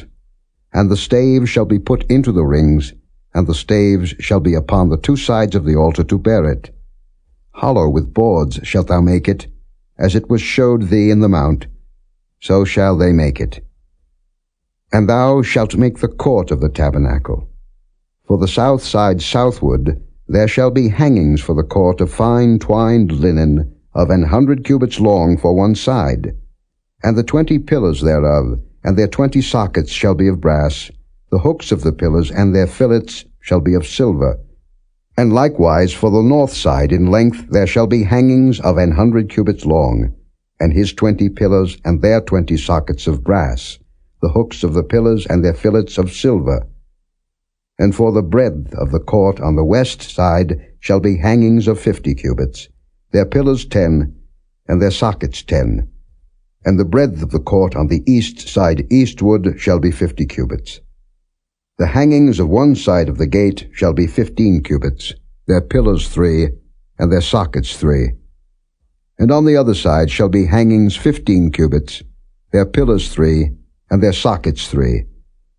And for the gate of the court shall be an hanging of 20 cubits of blue, and purple, and scarlet, and fine twined linen, wrought with needlework, and their pillars shall be 4, and their sockets 4.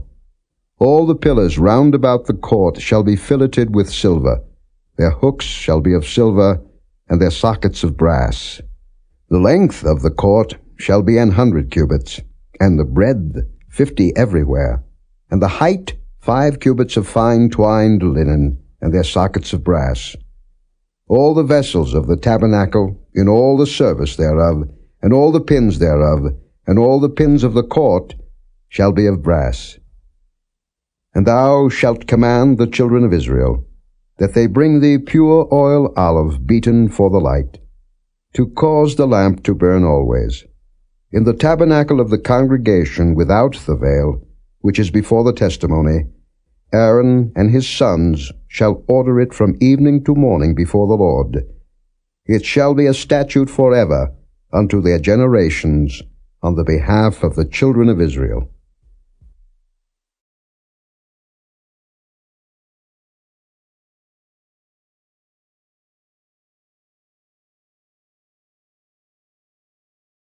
Chapter 28. And take thou unto thee Aaron thy brother, and his sons with him, from among the children of Israel, that he may minister unto me in the priest's office, even Aaron, Nadab, and Abihu, Eleazar and Ithamar, Aaron's sons. And thou shalt make holy garments for Aaron thy brother, for glory and for beauty. And thou shalt speak unto all that are wise-hearted, whom I have filled with the spirit of wisdom, that they may make Aaron's garments to consecrate him, that he may minister unto me in the priest's office. And these are the garments which they shall make: a breastplate, and an ephod, and a robe, and a broidered coat, a mitre, and a girdle. And they shall make holy garments for Aaron thy brother and his sons, that he may minister unto me in the priest's office. And they shall take gold, and blue, and purple, and scarlet, and fine linen. And they shall make the ephod of gold, of blue, and of purple, of scarlet, and fine twined linen with cunning work. It shall have the 2 shoulder pieces thereof, joined at the 2 edges thereof, and so it shall be joined together. And the curious girdle of the ephod, which is upon it, shall be of the same, according to the work thereof, even of gold, of blue, and purple, and scarlet, and fine twined linen. And thou shalt take 2 onyx stones, and grave on them the names of the children of Israel, 6 of their names on one stone, and the other 6 names of the rest on the other stone, according to their birth. With the work of an engraver in stone, like the engravings of a signet, shalt thou engrave the 2 stones with the names of the children of Israel. Thou shalt make them to be set in ouches of gold. And thou shalt put the 2 stones upon the shoulders of the ephod for stones of memorial unto the children of Israel. And Aaron shall bear their names before the Lord upon his 2 shoulders for a memorial. And thou shalt make ouches of gold, and 2 chains of pure gold at the ends. Of wreathen work shalt thou make them, and fasten the wreathen chains to the ouches. And thou shalt make the breastplate of judgment with cunning work. After the work of the ephod thou shalt make it, of gold, of blue, and of purple, and of scarlet, and of fine twined linen shalt thou make it. 4 square it shall be, being doubled. A span shall be the length thereof, and a span shall be the breadth thereof. And thou shalt set it in settings of stones, even 4 rows of stones. The first row shall be a sardius, a topaz, and a carbuncle. This shall be the first row. And the second row shall be an emerald, a sapphire, and a diamond. And the third row a ligure, an agate, and an amethyst. And the fourth row a beryl, and an onyx, and a jasper. They shall be set in gold in their enclosings. And the stone shall be with the names of the children of Israel, 12, according to their names, like the engravings of a signet. Every one with his name shall they be according to the 12 tribes. And thou shalt make upon the breastplate chains at the ends of wreathen work of pure gold. And thou shalt make upon the breastplate 2 rings of gold, and shalt put the 2 rings on the 2 ends of the breastplate. And thou shalt put the 2 wreathen chains of gold in the 2 rings which are on the ends of the breastplate. And the other 2 ends of the 2 wreathen chains thou shalt fasten in the 2 ouches, and put them on the shoulder pieces of the ephod before it. And thou shalt make 2 rings of gold, and thou shalt put them upon the 2 ends of the breastplate in the border thereof, which is in the side of the ephod inward. And 2 other rings of gold thou shalt make, and shalt put them on the 2 sides of the ephod underneath, toward the forepart thereof, over against the other coupling thereof, above the curious girdle of the ephod. And they shall bind the breastplate by the rings thereof unto the rings of the ephod with a lace of blue, that it may be above the curious girdle of the ephod, and that the breastplate be not loosed from the ephod. And Aaron shall bear the names of the children of Israel in the breastplate of judgment upon his heart, when he goeth in unto the holy place, for a memorial before the Lord continually. And thou shalt put in the breastplate of judgment the Urim and the Thummim, and they shall be upon Aaron's heart, when he goeth in before the Lord. And Aaron shall bear the judgment of the children of Israel upon his heart before the Lord continually. And thou shalt make the robe of the ephod all of blue. And there shall be an hole in the top of it, in the midst thereof. It shall have a binding of woven work round about the whole of it, as it were the hole of an habergeon, that it be not rent. And beneath upon the hem of it thou shalt make pomegranates of blue, and of purple, and of scarlet, round about the hem thereof, and bells of gold between them round about, a golden bell and a pomegranate, a golden bell and a pomegranate upon the hem of the robe round about. And it shall be upon Aaron to minister, and his sound shall be heard when he goeth in unto the holy place before the Lord, and when he cometh out, that he die not. And thou shalt make a plate of pure gold, engrave upon it, like the engravings of a signet, Holiness to the Lord. And thou shalt put it on a blue lace, that it may be upon the mitre, upon the forefront of the mitre it shall be. And it shall be upon Aaron's forehead, that Aaron may bear the iniquity of the holy things, which the children of Israel shall hallow in all their holy gifts. And it shall be always upon his forehead, that they may be accepted before the Lord. And thou shalt embroider the coat of fine linen, and thou shalt make the mitre of fine linen, and thou shalt make the girdle of needlework. And for Aaron's sons thou shalt make coats, and thou shalt make for them girdles, and bonnets shalt thou make for them, for glory and for beauty. And thou shalt put them upon Aaron thy brother, and his sons with him, and shalt anoint them, and consecrate them, and sanctify them, that they may minister unto me in the priest's office. And thou shalt make them linen breeches to cover their nakedness, from the loins even unto the thighs they shall reach. And they shall be upon Aaron and upon his sons, when they come in unto the tabernacle of the congregation, or when they come near unto the altar to minister in the holy place, that they bear not iniquity and die. It shall be a statute forever unto him and his seed after him.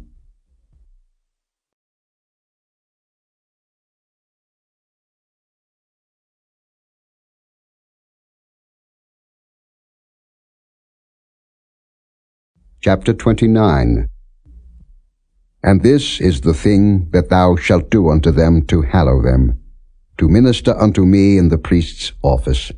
Take 1 young bullock, and 2 rams without blemish, and unleavened bread, and cakes unleavened, tempered with oil, and wafers unleavened, anointed with oil, of wheaten flour shalt thou make them.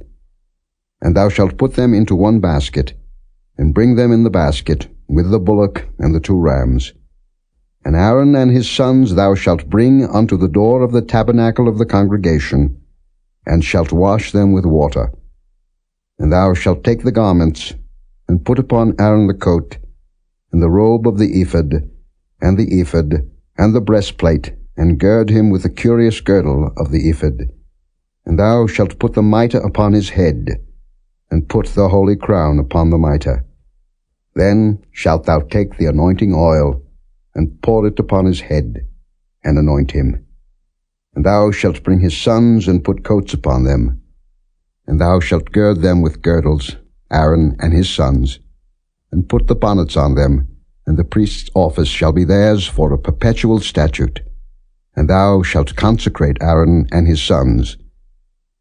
And thou shalt cause a bullock to be brought before the tabernacle of the congregation, and Aaron and his sons shall put their hands upon the head of the bullock. And thou shalt kill the bullock before the Lord, by the door of the tabernacle of the congregation. And thou shalt take of the blood of the bullock, and put it upon the horns of the altar with thy finger, and pour all the blood beside the bottom of the altar. And thou shalt take all the fat that covereth the inwards, and the caul that is above the liver, and the 2 kidneys, and the fat that is upon them, and burn them upon the altar. But the flesh of the bullock, and his skin, and his dung, shalt thou burn with fire without the camp. It is a sin offering. Thou shalt also take 1 ram, and Aaron and his sons shall put their hands upon the head of the ram. And thou shalt slay the ram, and thou shalt take his blood, and sprinkle it round about upon the altar. And thou shalt cut the ram in pieces, and wash the inwards of him, and his legs, and put them unto his pieces, and unto his head. And thou shalt burn the whole ram upon the altar. It is a burnt offering unto the Lord. It is a sweet savour, an offering made by fire unto the Lord. And thou shalt take the other ram, and Aaron and his sons shall put their hands upon the head of the ram. Then shalt thou kill the ram, and take of his blood, and put it upon the tip of the right ear of Aaron, and upon the tip of the right ear of his sons, and upon the thumb of their right hand, and upon the great toe of their right foot, and sprinkle the blood upon the altar round about. And thou shalt take of the blood that is upon the altar, and of the anointing oil, and sprinkle it upon Aaron, and upon his garments, and upon his sons, and upon the garments of his sons with him, and he shall be hallowed, and his garments, and his sons' garments with him. Also thou shalt take of the ram the fat and the rump, and the fat that covereth the inwards, and the caul above the liver, and the 2 kidneys, and the fat that is upon them, and the right shoulder, for it is a ram of consecration, and 1 loaf of bread, and 1 cake of oiled bread, and 1 wafer out of the basket of the unleavened bread that is before the Lord. And thou shalt put all in the hands of Aaron, and in the hands of his sons, and shalt wave them for a wave offering before the Lord. And thou shalt receive them of their hands, and burn them upon the altar for a burnt offering, for a sweet savour before the Lord. It is an offering made by fire unto the Lord. And thou shalt take the breast of the ram of Aaron's consecration, and wave it for a wave offering before the Lord, and it shall be thy part. And thou shalt sanctify the breast of the wave offering, and the shoulder of the heave offering, which is waved, and which is heaved up, of the ram of the consecration, even of that which is for Aaron, and of that which is for his sons. And it shall be Aaron's and his sons by a statute for ever from the children of Israel. For it is an heave offering, and it shall be an heave offering from the children of Israel of the sacrifice of their peace offerings, even their heave offering unto the Lord. And the holy garments of Aaron shall be his sons after him, to be anointed therein, and to be consecrated in them. And that son that is priest in his stead shall put them on 7 days, when he cometh into the tabernacle of the congregation to minister in the holy place. And thou shalt take the ram of the consecration, and seethe his flesh in the holy place. And Aaron and his sons shall eat the flesh of the ram, and the bread that is in the basket, by the door of the tabernacle of the congregation.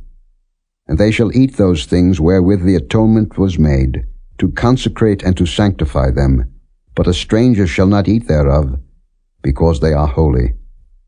And if aught of the flesh of the consecrations or of the bread remain unto the morning, then thou shalt burn the remainder with fire. It shall not be eaten, because it is holy. And thus shalt thou do unto Aaron and to his sons, according to all things which I have commanded thee. 7 days shalt thou consecrate them. And thou shalt offer every day a bullock for a sin offering for atonement. And thou shalt cleanse the altar when thou hast made an atonement for it, and thou shalt anoint it to sanctify it. 7 days thou shalt make an atonement for the altar, and sanctify it. And it shall be an altar most holy. Whatsoever toucheth the altar shall be holy. Now this is that which thou shalt offer upon the altar: 2 lambs of the first year, day by day continually. The one lamb thou shalt offer in the morning, and the other lamb thou shalt offer at even. And with the one lamb 1/10 deal of flour mingled with the 4th part of an hin of beaten oil, and the 4th part of an hin of wine for a drink offering. And the other lamb thou shalt offer at even, and shalt do thereto according to the meat offering of the morning, and according to the drink offering thereof, for a sweet savour, an offering made by fire unto the Lord. This shall be a continual burnt offering throughout your generations at the door of the tabernacle of the congregation before the Lord, where I will meet you, to speak there unto thee.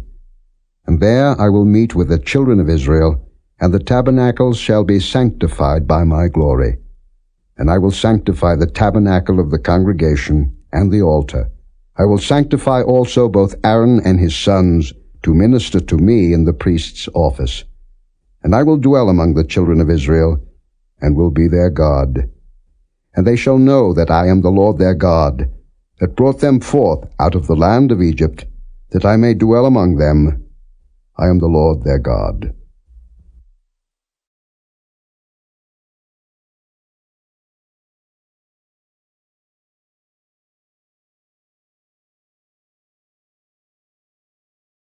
Chapter 30. And thou shalt make an altar to burn incense upon. Of shittim wood shalt thou make it. A cubit shall be the length thereof, and a cubit the breadth thereof. 4 square shall it be, and 2 cubits shall be the height thereof. The horns thereof shall be of the same. And thou shalt overlay it with pure gold, the top thereof, and the sides thereof round about, and the horns thereof, and thou shalt make unto it a crown of gold round about. And 2 golden rings shalt thou make to it under the crown of it, by the 2 corners thereof. Upon the 2 sides of it shalt thou make it, and they shall be for places for the staves to bear it withal. And thou shalt make the staves of shittim wood, and overlay them with gold. And thou shalt put it before the veil that is by the ark of the testimony, before the mercy seat that is over the testimony, where I will meet with thee. And Aaron shall burn thereon sweet incense every morning. When he dresseth the lamps, he shall burn incense upon it. And when Aaron lighteth the lamps at even, he shall burn incense upon it, a perpetual incense before the Lord throughout your generations. Ye shall offer no strange incense thereon, nor burnt sacrifice, nor meat offering, neither shall ye pour drink offering thereon.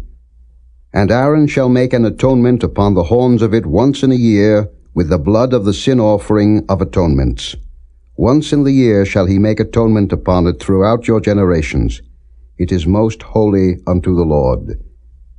And the Lord spake unto Moses, saying, When thou takest the sum of the children of Israel after their number, then shall they give every man a ransom for his soul unto the Lord, when thou numberest them, that there be no plague among them when thou numberest them.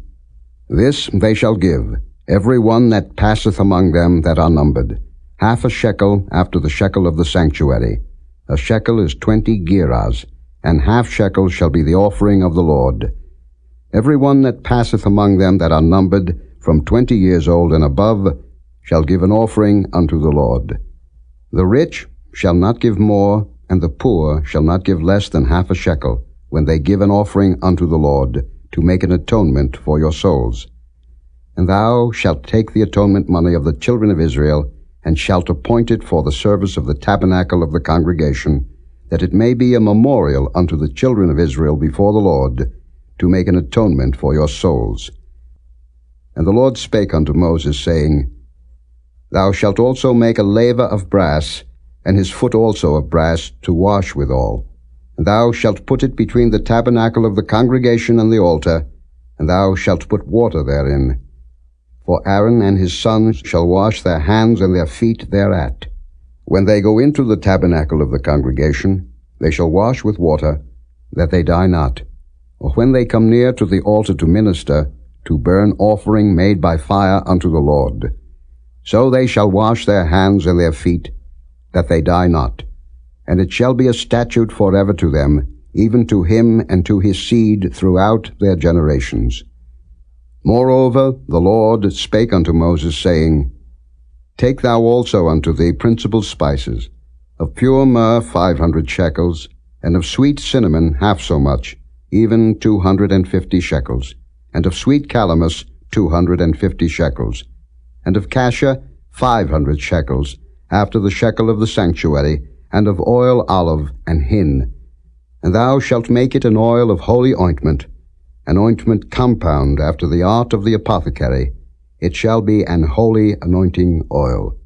And thou shalt anoint the tabernacle of the congregation therewith, and the ark of the testimony, and the table and all his vessels, and the candlestick and his vessels, and the altar of incense, and the altar of burnt offering with all his vessels, and the laver and his foot. And thou shalt sanctify them, that they may be most holy. Whatsoever toucheth them shall be holy. And thou shalt anoint Aaron and his sons, and consecrate them, that they may minister unto me in the priest's office. And thou shalt speak unto the children of Israel, saying, This shall be an holy anointing oil unto me throughout your generations. Upon man's flesh shall it not be poured, neither shall ye make any other like it, after the composition of it. It is holy, and it shall be holy unto you. Whosoever compoundeth any like it, or whosoever putteth any of it upon a stranger, shall even be cut off from his people. And the Lord said unto Moses, Take unto thee sweet spices, stacte, and onycha, and galbanum, these sweet spices with pure frankincense, of each shall there be a like weight. And thou shalt make it a perfume, a confection after the art of the apothecary, tempered together, pure and holy. And thou shalt beat some of it very small, and put of it before the testimony in the tabernacle of the congregation, where I will meet with thee. It shall be unto you most holy. And as for the perfume which thou shalt make, ye shall not make to yourselves according to the composition thereof. It shall be unto thee holy for the Lord. Whosoever shall make like unto that, to smell thereto, shall even be cut off from his people.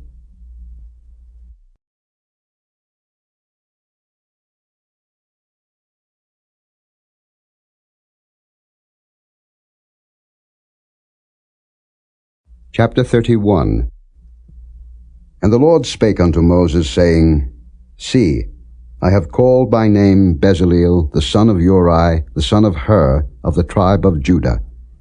And I have filled him with the Spirit of God, in wisdom, and in understanding, and in knowledge, and in all manner of workmanship, to devise cunning works, to work in gold, and in silver, and in brass, and in cutting of stones, to set them, and in carving of timber, to work in all manner of workmanship.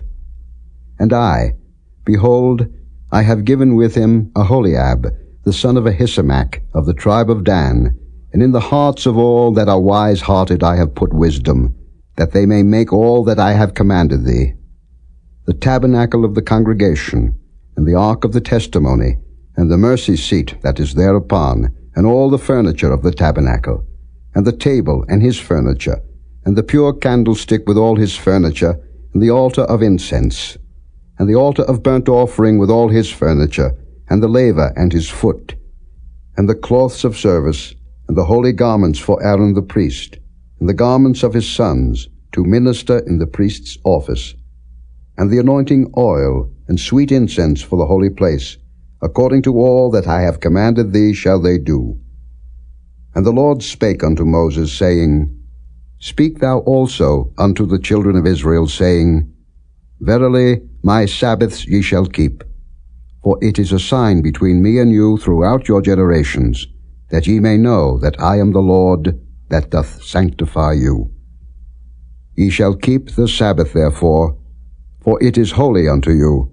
Every one that defileth it shall surely be put to death. For whosoever doeth any work therein, that soul shall be cut off from among his people. 6 days may work be done, but in the 7th is the Sabbath of rest, holy to the Lord. Whosoever doeth any work in the Sabbath day, he shall surely be put to death. Wherefore the children of Israel shall keep the Sabbath, to observe the Sabbath throughout their generations, for a perpetual covenant. It is a sign between me and the children of Israel forever. For in 6 days the Lord made heaven and earth, and on the 7th day he rested, and was refreshed. And he gave unto Moses, when he had made an end of communing with him upon Mount Sinai, 2 tables of testimony, tables of stone, written with the finger of God.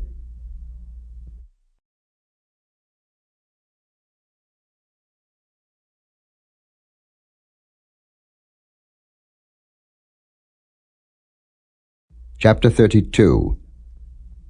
And when the people saw that Moses delayed to come down out of the mount, the people gathered themselves together unto Aaron, and said unto him, Up, make us gods, which shall go before us. For as for this Moses, the man that brought us up out of the land of Egypt, we wot not what is become of him. And Aaron said unto them, Break off the golden earrings, which are in the ears of your wives, of your sons, and of your daughters, and bring them unto me. And all the people brake off the golden earrings which were in their ears, and brought them unto Aaron. And he received them at their hand, and fashioned it with a graving tool, after he had made it a molten calf. And they said, These be thy gods, O Israel, which brought thee up out of the land of Egypt. And when Aaron saw it, he built an altar before it. And Aaron made proclamation and said, Tomorrow is a feast to the Lord. And they rose up early on the morrow, and offered burnt offerings, and brought peace offerings. And the people sat down to eat and to drink, and rose up to play. And the Lord said unto Moses, Go, get thee down, for thy people, which thou broughtest out of the land of Egypt, have corrupted themselves. They have turned aside quickly out of the way which I commanded them. They have made them a molten calf, and have worshipped it, and have sacrificed thereunto, and said, These be thy gods, O Israel, which have brought thee up out of the land of Egypt. And the Lord said unto Moses, I have seen this people, and behold, it is a stiff-necked people. Now therefore let me alone, that my wrath may wax hot against them, and that I may consume them, and I will make of thee a great nation. And Moses besought the Lord his God, and said, Lord, why doth thy wrath wax hot against thy people, which thou hast brought forth out of the land of Egypt with great power and with a mighty hand? Wherefore should the Egyptians speak and say, For mischief did he bring them out, to slay them in the mountains, and to consume them from the face of the earth? Turn from thy fierce wrath, and repent of this evil against thy people. Remember Abraham, Isaac, and Israel thy servants, to whom thou swarest by thine own self, and saidst unto them, I will multiply your seed as the stars of heaven, and all this land that I have spoken of will I give unto your seed, and they shall inherit it forever. And the Lord repented of the evil which he thought to do unto his people. And Moses turned, and went down from the mount, and the 2 tables of the testimony were in his hand. The tables were written on both their sides, on the one side and on the other were they written. And the tables were the work of God, and the writing was the writing of God, graven upon the tables. And when Joshua heard the noise of the people as they shouted, he said unto Moses, There is a noise of war in the camp. And he said, It is not the voice of them that shout for mastery, neither is it the voice of them that cry for being overcome, but the noise of them that sing do I hear. And it came to pass, as soon as he came nigh unto the camp, that he saw the calf and the dancing, and Moses' anger waxed hot, and he cast the tables out of his hands, and brake them beneath the mount. And he took the calf which they had made, and burnt it in the fire, and ground it to powder, and strawed it upon the water, and made the children of Israel drink of it. And Moses said unto Aaron, What did this people unto thee, that thou hast brought so great a sin upon them? And Aaron said, Let not the anger of my Lord wax hot. Thou knowest the people, that they are set on mischief. For they said unto me, Make us gods, which shall go before us. For as for this Moses, the man that brought us up out of the land of Egypt, we wot not what is become of him. And I said unto them, Whosoever hath any gold, let him break it off. So they gave it me. Then I cast it into the fire, and there came out this calf. And when Moses saw that the people were naked, for Aaron had made them naked unto their shame among their enemies, then Moses stood in the gate of the camp and said, Who is on the Lord's side? Let him come unto me. And all the sons of Levi gathered themselves together unto him. And he said unto them, Thus said the Lord God of Israel, Put every man his sword by his side, and go in and out from gate to gate throughout the camp, and slay every man his brother, and every man his companion, and every man his neighbor. And the children of Levi did according to the word of Moses, and there fell of the people that day about 3,000 men. For Moses had said, Consecrate yourselves today to the Lord, even every man upon his son and upon his brother, that he may bestow upon you a blessing this day. And it came to pass on the morrow that Moses said unto the people, Ye have sinned a great sin, and now I will go up unto the Lord. Peradventure I shall make an atonement for your sin. And Moses returned unto the Lord and said, O this people have sinned a great sin, and have made them gods of gold. Yet now, if thou wilt forgive their sin, and if not, blot me, I pray thee, out of thy book which thou hast written.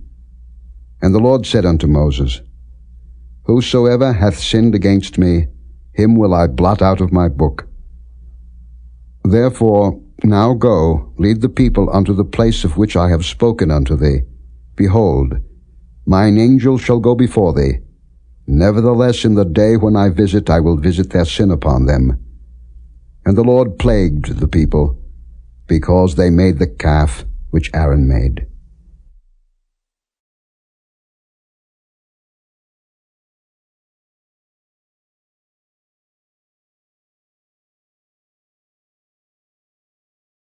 Chapter 33. And the Lord said unto Moses, Depart, and go up hence, thou and the people which thou hast brought up out of the land of Egypt, unto the land which I swear unto Abraham, to Isaac, and to Jacob, saying, Unto thy seed will I give it. And I will send an angel before thee, and I will drive out the Canaanite, the Amorite, and the Hittite, and the Perizzite, the Hivite, and the Jebusite, unto a land flowing with milk and honey. For I will not go up in the midst of thee, for thou art a stiff-necked people, lest I consume thee in the way. And when the people heard these evil tidings, they mourned, and no man did put on him his ornaments. For the Lord had said unto Moses, Say unto the children of Israel, Ye are a stiff-necked people. I will come up into the midst of thee in a moment, and consume thee. Therefore now put off thy ornaments from thee, that I may know what to do unto thee. And the children of Israel stripped themselves of their ornaments by the Mount Horeb. And Moses took the tabernacle, and pitched it without the camp, afar off from the camp, and called it the tabernacle of the congregation. And it came to pass that every one which sought the Lord went out unto the tabernacle of the congregation, which was without the camp.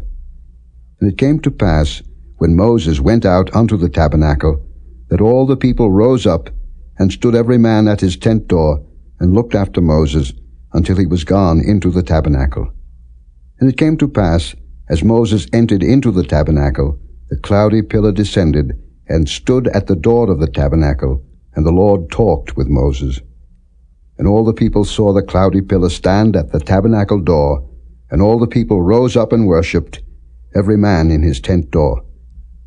And the Lord spake unto Moses face to face, as a man speaketh unto his friend. And he turned again into the camp, but his servant Joshua the son of Nun, a young man, departed not out of the tabernacle. And Moses said unto the Lord, See, thou sayest unto me, Bring up these people, and thou hast not let me know whom thou wilt send with me. Yet thou hast said, I know thee by name, and thou hast also found grace in my sight. Now therefore I pray thee, if I have found grace in thy sight, show me now thy way, that I may know thee, that I may find grace in thy sight, and consider that this nation is thy people. And he said, My presence shall go with thee, and I will give thee rest. And he said unto him, If thy presence go not with me, carry us not up hence. For wherein shall it be known here that I and thy people have found grace in thy sight? Is it not in that thou goest with us? So shall we be separated, I and thy people, from all the people that are upon the face of the earth. And the Lord said unto Moses, I will do this thing also that thou hast spoken, for thou hast found grace in my sight, and I know thee by name. And he said, I beseech thee, show me thy glory. And he said, I will make all my goodness pass before thee, and I will proclaim the name of the Lord before thee, and will be gracious to whom I will be gracious, and will show mercy on whom I will show mercy. And he said, Thou canst not see my face, for there shall no man see me and live. And the Lord said, Behold, there is a place by me, and thou shalt stand upon a rock. And it shall come to pass, while my glory passeth by, that I will put thee in a cleft of the rock, and will cover thee with my hand while I pass by. And I will take away mine hand, and thou shalt see my back parts, but my face shall not be seen.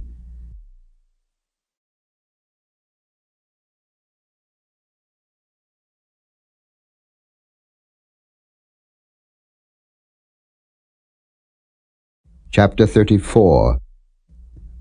And the Lord said unto Moses, Hew thee 2 tables of stone like unto the first, and I will write upon these tables the words that were in the first tables, which thou breakest. And be ready in the morning, and come up in the morning unto Mount Sinai, and present thyself there to me in the top of the mount. And no man shall come up with thee, neither let any man be seen throughout all the mount, neither let the flocks nor herds feed before that mount. And he hewed 2 tables of stone like unto the first. And Moses rose up early in the morning, and went up unto Mount Sinai, as the Lord had commanded him, and took in his hand the 2 tables of stone. And the Lord descended in the cloud, and stood with him there, and proclaimed the name of the Lord. And the Lord passed by before him, and proclaimed, The Lord God, merciful and gracious, long-suffering, and abundant in goodness and truth, keeping mercy for thousands, forgiving iniquity and transgression and sin, and that will by no means clear the guilty, visiting the iniquity of the fathers upon the children, and upon the children's children, unto the 3rd and to the 4th generation. And Moses made haste, and bowed his head toward the earth, and worshipped. And he said, If now I have found grace in thy sight, O Lord, let my Lord, I pray thee, go among us, for it is a stiff-necked people, and pardon our iniquity and our sin, and take us for thine inheritance.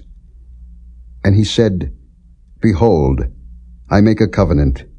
Before all thy people I will do marvels, such as have not been done in all the earth, nor in any nation, and all the people among which thou art shall see the work of the Lord, for it is a terrible thing that I will do with thee.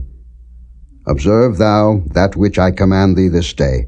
Behold, I drive out before thee the Amorite, and the Canaanite, and the Hittite, and the Perizzite, and the Hivite, and the Jebusite. Take heed to thyself, lest thou make a covenant with the inhabitants of the land whither thou goest, lest it be for a snare in the midst of thee. But ye shall destroy their altars, break their images, and cut down their groves. For thou shalt worship no other God, for the Lord, whose name is jealous, is a jealous God. Lest thou make a covenant with the inhabitants of the land, and they go a-whoring after their gods, and do sacrifice unto their gods, and one call thee, and thou eat of his sacrifice, and thou take of their daughters unto thy sons, and their daughters go a-whoring after their gods, and make thy sons go a-whoring after their gods. Thou shalt make thee no molten gods. The feast of unleavened bread shalt thou keep. 7 days thou shalt eat unleavened bread, as I commanded thee, in the time of the month Abib. For in the month Abib thou camest out from Egypt. All that openeth the matrix is mine, and every firstling among thy cattle, whether ox or sheep, that is male. But the firstling of an ass thou shalt redeem with a lamb, and if thou redeem him not, then shalt thou break his neck. All the firstborn of thy sons thou shalt redeem, and none shall appear before me empty. 6 days thou shalt work, but on the 7th day thou shalt rest. In earing time and in harvest thou shalt rest. And thou shalt observe the feast of weeks, of the first fruits of wheat harvest, and the feast of ingathering at the year's end. Thrice in the year shall all your men children appear before the Lord God, the God of Israel. For I will cast out the nations before thee, and enlarge thy borders. Neither shall any man desire thy land, when thou shalt go up to appear before the Lord thy God thrice in the year. Thou shalt not offer the blood of my sacrifice with leaven, neither shall the sacrifice of the feast of the Passover be left unto the morning. The first of the first fruits of thy land thou shalt bring unto the house of the Lord thy God. Thou shalt not see the kid in his mother's milk. And the Lord said unto Moses, Write thou these words, for after the tenor of these words I have made a covenant with thee and with Israel. And he was there with the Lord 40 days and 40 nights. He did neither eat bread nor drink water, and he wrote upon the tables the words of the covenant, the 10 commandments. And it came to pass, when Moses came down from Mount Sinai with the 2 tables of testimony in Moses' hand, when he came down from the mount, that Moses wist not that the skin of his face shone while he talked with him. And when Aaron and all the children of Israel saw Moses, behold, the skin of his face shone, and they were afraid to come nigh him. And Moses called unto them, and Aaron and all the rulers of the congregation returned unto him, and Moses talked with them. And afterward all the children of Israel came nigh, and he gave them in commandment all that the Lord had spoken with him in Mount Sinai. And till Moses had done speaking with them, he put a veil on his face. But when Moses went in before the Lord to speak with him, he took the veil off until he came out. And he came out and spake unto the children of Israel that which he was commanded. And the children of Israel saw the face of Moses, that the skin of Moses' face shone, and Moses put the veil upon his face again, until he went in to speak with him.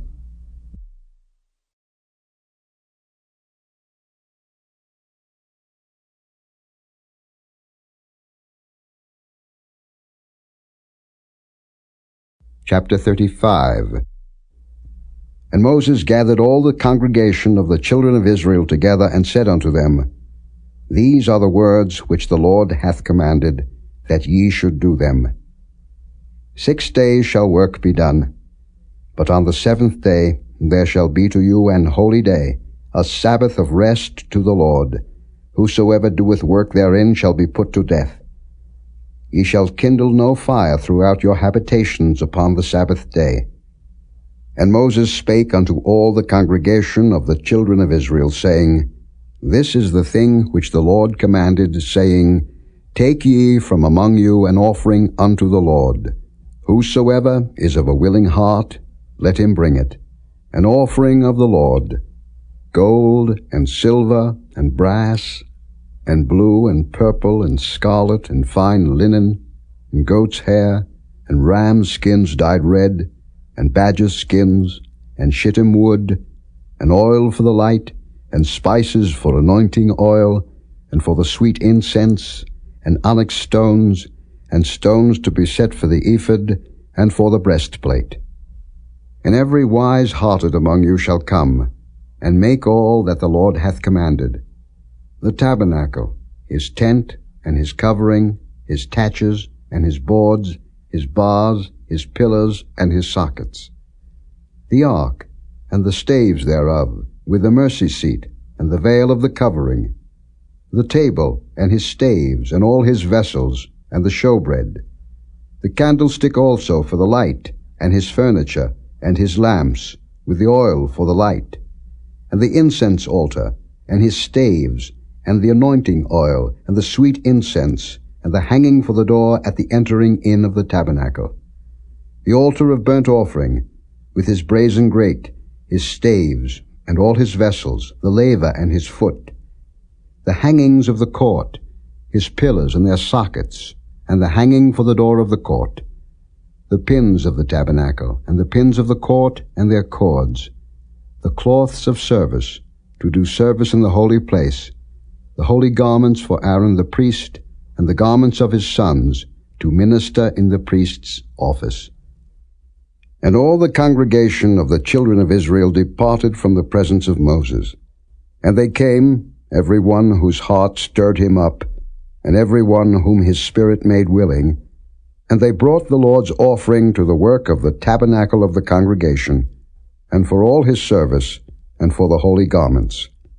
And they came, both men and women, as many as were willing-hearted, and brought bracelets and earrings and rings and tablets, all jewels of gold.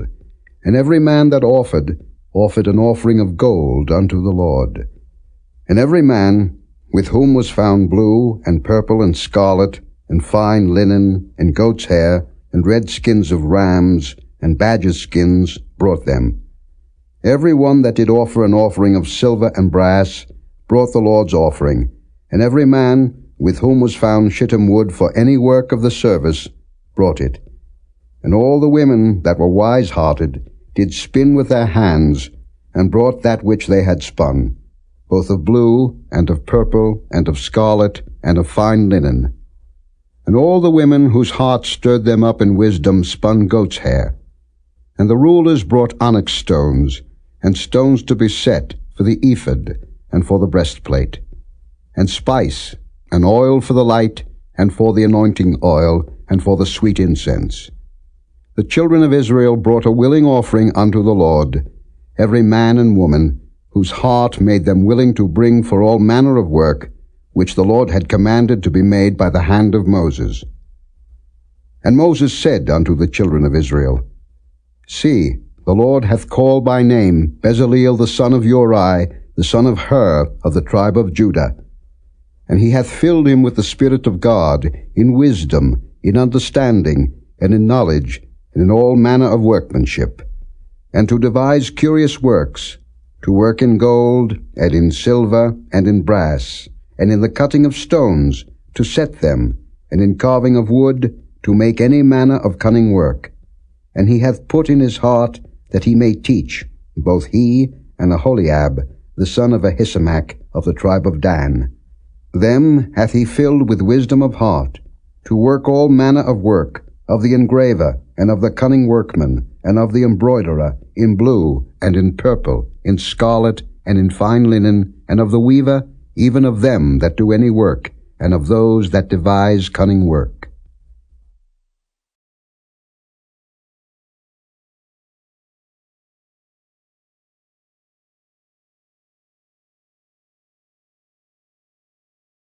Chapter 36. Then wrought Bezaleel and Aholiab, and every wise-hearted man, in whom the Lord put wisdom and understanding to know how to work all manner of work for the service of the sanctuary, according to all that the Lord had commanded. And Moses called Bezaleel and Aholiab, and every wise-hearted man, in whose heart the Lord had put wisdom, even every one whose heart stirred him up to come unto the work to do it. And they received of Moses all the offering which the children of Israel had brought for the work of the service of the sanctuary, to make it withal. And they brought yet unto him free offerings every morning. And all the wise men that wrought all the work of the sanctuary came every man from his work which they made. And they spake unto Moses, saying, The people bring much more than enough for the service of the work, which the Lord commanded to make. And Moses gave commandment, and they caused it to be proclaimed throughout the camp, saying, Let neither man nor woman make any more work for the offering of the sanctuary. So the people were restrained from bringing. For the stuff they had was sufficient for all the work to make it, and too much. And every wise-hearted man among them that wrought the work of the tabernacle made 10 curtains of fine twined linen, and blue, and purple, and scarlet. With cherubims of cunning work made he them. The length of one curtain was 28 cubits, and the breadth of one curtain 4 cubits. The curtains were all of one size. And he coupled the 5 curtains one unto another, and the other 5 curtains he coupled one unto another. And he made loops of blue on the edge of one curtain from the selvage in the coupling. Likewise he made in the uttermost side of another curtain in the coupling of the second. 50 loops made he in one curtain, and 50 loops made he in the edge of the curtain which was in the coupling of the second. The loops held one curtain to another. And he made 50 taches of gold, and coupled the curtains one unto another with the taches. So it became one tabernacle. And he made curtains of goat's hair for the tent over the tabernacle. 11 curtains he made them. The length of one curtain was 30 cubits, and 4 cubits was the breadth of one curtain. The 11 curtains were of one size, and he coupled 5 curtains by themselves, and 6 curtains by themselves. And he made 50 loops upon the uttermost edge of the curtain in the coupling, and 50 loops made he upon the edge of the curtain which coupleth the second. And he made 50 taches of brass to couple the tent together, that it might be one. And he made a covering for the tent of rams' skins dyed red, and a covering of badgers' skins above that. And he made boards for the tabernacle of shittim wood, standing up. The length of a board was 10 cubits, and the breadth of a board 1 cubit and a half. One board had 2 tenons, equally distant one from another. Thus did he make for all the boards of the tabernacle. And he made boards for the tabernacle, 20 boards for the south side southward. And 40 sockets of silver he made under the 20 boards, 2 sockets under one board for his 2 tenons, and 2 sockets under another board for his 2 tenons. And for the other side of the tabernacle, which is toward the north corner, he made 20 boards. And there 40 sockets of silver, 2 sockets under one board, and 2 sockets under another board. And for the sides of the tabernacle westward he made 6 boards. And 2 boards made he for the corners of the tabernacle in the 2 sides. And they were coupled beneath, and coupled together at the head thereof, to one ring. Thus he did to both of them in both the corners. And there were 8 boards, and their sockets were 16 sockets of silver, under every board 2 sockets. And he made bars of shittim wood, 5 for the boards of the one side of the tabernacle, and 5 bars for the boards of the other side of the tabernacle, and 5 bars for the boards of the tabernacle for the sides westward. And he made the middle bar to shoot through the boards from the one end to the other. And he overlaid the boards with gold, and made their rings of gold to be places for the bars, and overlaid the bars with gold. And he made a veil of blue, and purple, and scarlet, and fine twined linen, with cherubims made he it of cunning work. And he made thereunto 4 pillars of shittim wood, and overlaid them with gold. Their hooks were of gold, and he cast for them 4 sockets of silver. And he made an hanging for the tabernacle door of blue, and purple, and scarlet, and fine twined linen of needlework, and the 5 pillars of it with their hooks, and he overlaid their chapiters and their fillets with gold, but their 5 sockets were of brass.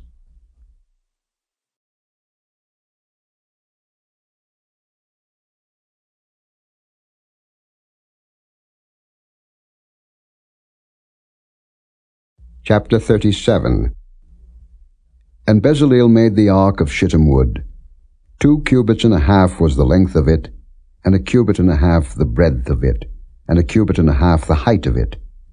And he overlaid it with pure gold within and without, and made a crown of gold to it round about. And he cast for it 4 rings of gold, to be set by the 4 corners of it, even 2 rings upon the one side of it, and 2 rings upon the other side of it. And he made staves of shittim wood, and overlaid them with gold. And he put the staves into the rings by the sides of the ark, to bear the ark. And he made the mercy seat of pure gold. 2 cubits and a half was the length thereof, and 1 cubit and a half the breadth thereof. And he made 2 cherubims of gold. Beaten out of 1 piece made he them, on the 2 ends of the mercy seat. 1 cherub on the end on this side, and another cherub on the other end on that side. Out of the mercy seat made he the cherubims on the 2 ends thereof. And the cherubims spread out their wings on high, and covered with their wings over the mercy seat, with their faces one to another, even to the mercy seatward were the faces of the cherubims. And he made the table of shittim wood. 2 cubits was the length thereof, and a cubit the breadth thereof, and a cubit and a half the height thereof. And he overlaid it with pure gold, and made thereunto a crown of gold round about. Also he made thereunto a border of an handbreadth round about, and made a crown of gold for the border thereof round about. And he cast for it 4 rings of gold, and put the rings upon the 4 corners that were in the 4 feet thereof. Over against the border were the rings, the places for the staves to bear the table. And he made the staves of shittim wood, and overlaid them with gold, to bear the table. And he made the vessels which were upon the table, his dishes, and his spoons, and his bowls, and his covers to cover withal, of pure gold. And he made the candlestick of pure gold. Of beaten work made he the candlestick, his shaft, and his branch, his bowls, his knops, and his flowers were of the same. And 6 branches going out of the sides thereof, 3 branches of the candlestick out of the one side thereof, and 3 branches of the candlestick out of the other side thereof. 3 bowls made after the fashion of almonds in one branch, a knop and a flower, and 3 bowls made like almonds in another branch, a knop and a flower, so throughout the 6 branches going out of the candlestick. And in the candlestick were 4 bowls made like almonds, his knops and his flowers, and a knop under 2 branches of the same, and a knop under 2 branches of the same, and a knop under 2 branches of the same, according to the 6 branches going out of it. Their knops and their branches were of the same. All of it was one beaten work of pure gold. And he made his 7 lamps, and his snuffers, and his snuff dishes of pure gold. Of a talent of pure gold made he it, and all the vessels thereof. And he made the incense altar of shittim wood. The length of it was a cubit, and the breadth of it a cubit. It was 4 square, and 2 cubits was the height of it. The horns thereof were of the same. And he overlaid it with pure gold, both the top of it, and the sides thereof round about, and the horns of it. Also he made unto it a crown of gold round about. And he made 2 rings of gold for it under the crown thereof, by the 2 corners of it, upon the 2 sides thereof, to be places for the staves to bear it withal. And he made the staves of shittim wood, and overlaid them with gold. And he made the holy anointing oil, and the pure incense of sweet spices, according to the work of the apothecary.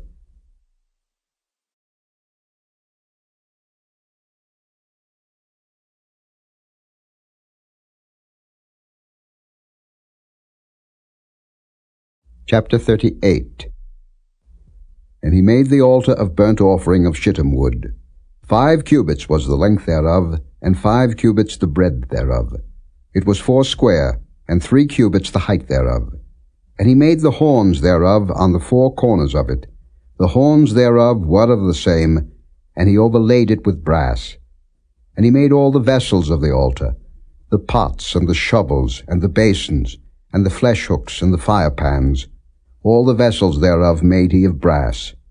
And he made for the altar a brazen grate of network under the compass thereof beneath unto the midst of it.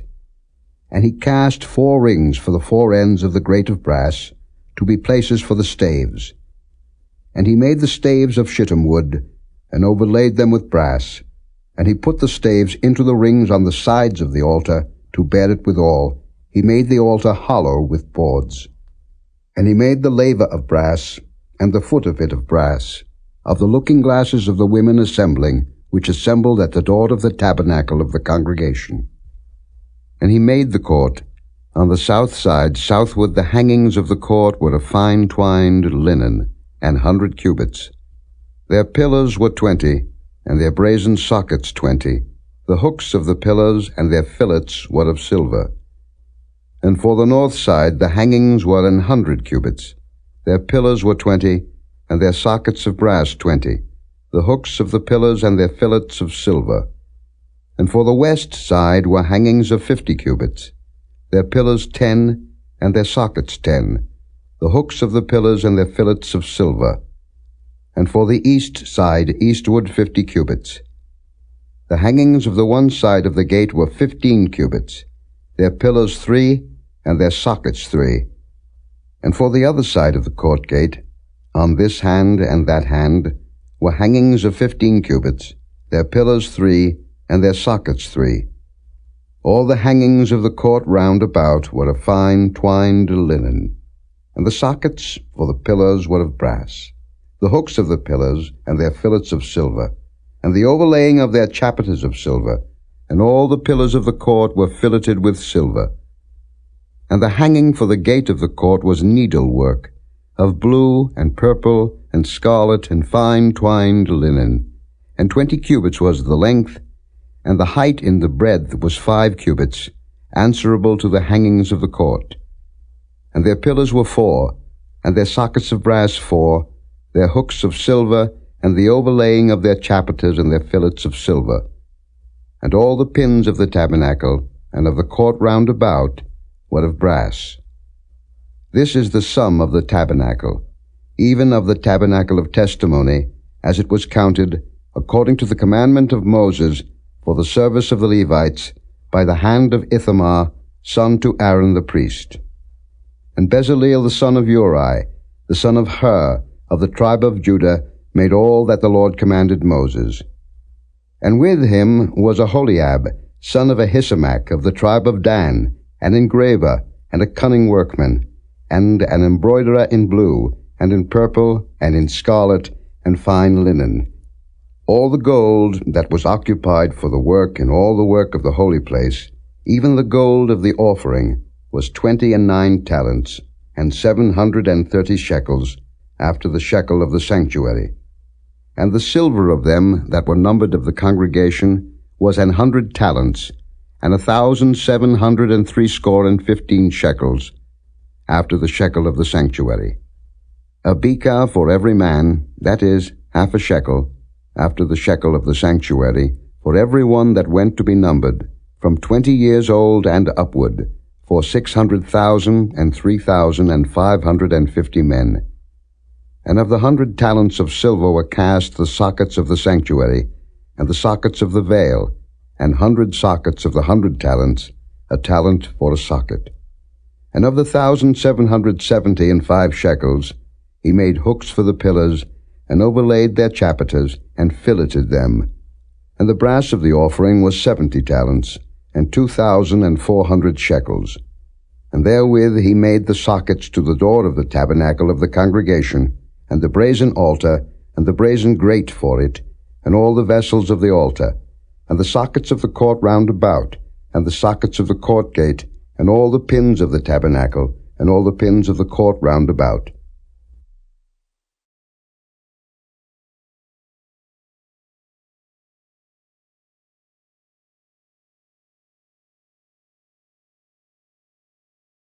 Chapter 39. And of the blue and purple and scarlet they made cloths of service, to do service in the holy place, and made the holy garments for Aaron, as the Lord commanded Moses. And he made the ephod of gold, blue, and purple, and scarlet, and fine twined linen. And they did beat the gold into thin plates, and cut it into wires, to work it in the blue, and in the purple, and in the scarlet, and in the fine linen, with cunning work. They made shoulder pieces for it, to couple it together. By the two edges was it coupled together. And the curious girdle of his ephod that was upon it was of the same, according to the work thereof, of gold, blue and purple, and scarlet and fine twined linen, as the Lord commanded Moses. And they wrought onyx stones enclosed in ouches of gold, graven, as signets are graven, with the names of the children of Israel. And he put them on the shoulders of the ephod, that they should be stones for a memorial to the children of Israel, as the Lord commanded Moses. And he made the breastplate of cunning work, like the work of the ephod, of gold, blue and purple, and scarlet, and fine twined linen. It was 4 square. They made the breastplate double. A span was the length thereof, and a span the breadth thereof, being doubled. And they set in it 4 rows of stones. The first row was a sardius, a topaz, and a carbuncle. This was the first row. And the second row, an emerald, a sapphire, and a diamond. And the third row, a ligure, an agate, and an amethyst. And the fourth row, a beryl, an onyx, and a jasper. They were enclosed in ouches of gold in their enclosings. And the stones were according to the names of the children of Israel, 12, according to their names, like the engravings of a signet, every one with his name, according to the 12 tribes. And they made upon the breastplate chains at the ends, of wreathen work of pure gold. And they made 2 ouches of gold, and 2 gold rings, and put the 2 rings in the 2 ends of the breastplate. And they put the 2 wreathen chains of gold in the 2 rings on the ends of the breastplate. And the 2 ends of the 2 wreathen chains they fastened in the 2 ouches, and put them on the shoulder pieces of the ephod before it. And they made 2 rings of gold, and put them on the 2 ends of the breastplate, upon the border of it, which was on the side of the ephod inward. And they made 2 other golden rings, and put them on the 2 sides of the ephod underneath, toward the forepart of it, over against the other coupling thereof, above the curious girdle of the ephod. And they did bind the breastplate by his rings unto the rings of the ephod with a lace of blue, that it might be above the curious girdle of the ephod, and that the breastplate might not be loosed from the ephod, as the Lord commanded Moses. And he made the robe of the ephod of woven work, all of blue. And there was an hole in the midst of the robe, as the hole of an habergeon, with a band round about the hole, that it should not rend. And they made upon the hems of the robe pomegranates of blue and purple and scarlet and twined linen. And they made bells of pure gold, and put the bells between the pomegranates upon the hem of the robe, round about between the pomegranates. A bell and a pomegranate, a bell and a pomegranate, round about the hem of the robe to minister in, as the Lord commanded Moses.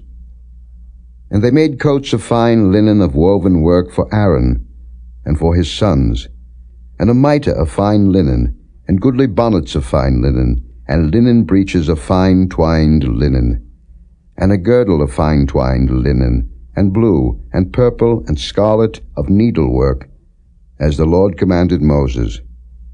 And they made the plate of the holy crown of pure gold, and wrote upon it a writing, like to the engravings of a signet, Holiness to the Lord. And they tied unto it a lace of blue, to fasten it on high upon the mitre, as the Lord commanded Moses. Thus was all the work of the tabernacle of the tent of the congregation finished, and the children of Israel did according to all that the Lord commanded Moses, so did they.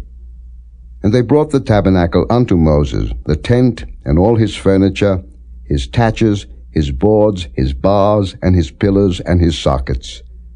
and the covering of ram skins dyed red, and the covering of badgers' skins, and the veil of the covering, the ark of the testimony, and the staves thereof, and the mercy seat, the table, and all the vessels thereof, and the showbread, the pure candlestick, with the lamps thereof, even with the lamps to be set in order, and all the vessels thereof, and the oil for light, and the golden altar, and the anointing oil, and the sweet incense, and the hanging for the tabernacle door, the brazen altar, and his grate of brass, his staves, and all his vessels, the laver, and his foot, the hangings of the court, his pillars, and his sockets, and the hanging for the court gate, his cords, and his pins, and all the vessels of the service of the tabernacle, for the tent of the congregation, the cloths of service to do service in the holy place, and the holy garments for Aaron the priest,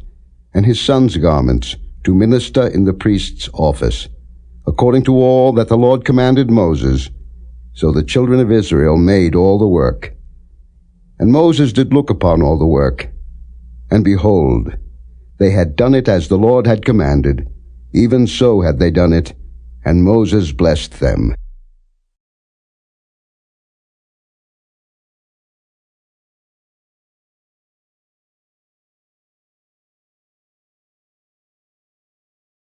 Chapter 40. And the Lord spake unto Moses, saying, On the first day of the first month shalt thou set up the tabernacle of the tent of the congregation. And thou shalt put therein the ark of the testimony, and cover the ark with the veil. And thou shalt bring in the table, and set in order the things that ought to be set in order upon it. And thou shalt bring in the candlestick, and light the lamps thereof. And thou shalt set the altar of gold for the incense before the ark of the testimony, and put the hanging of the door to the tabernacle.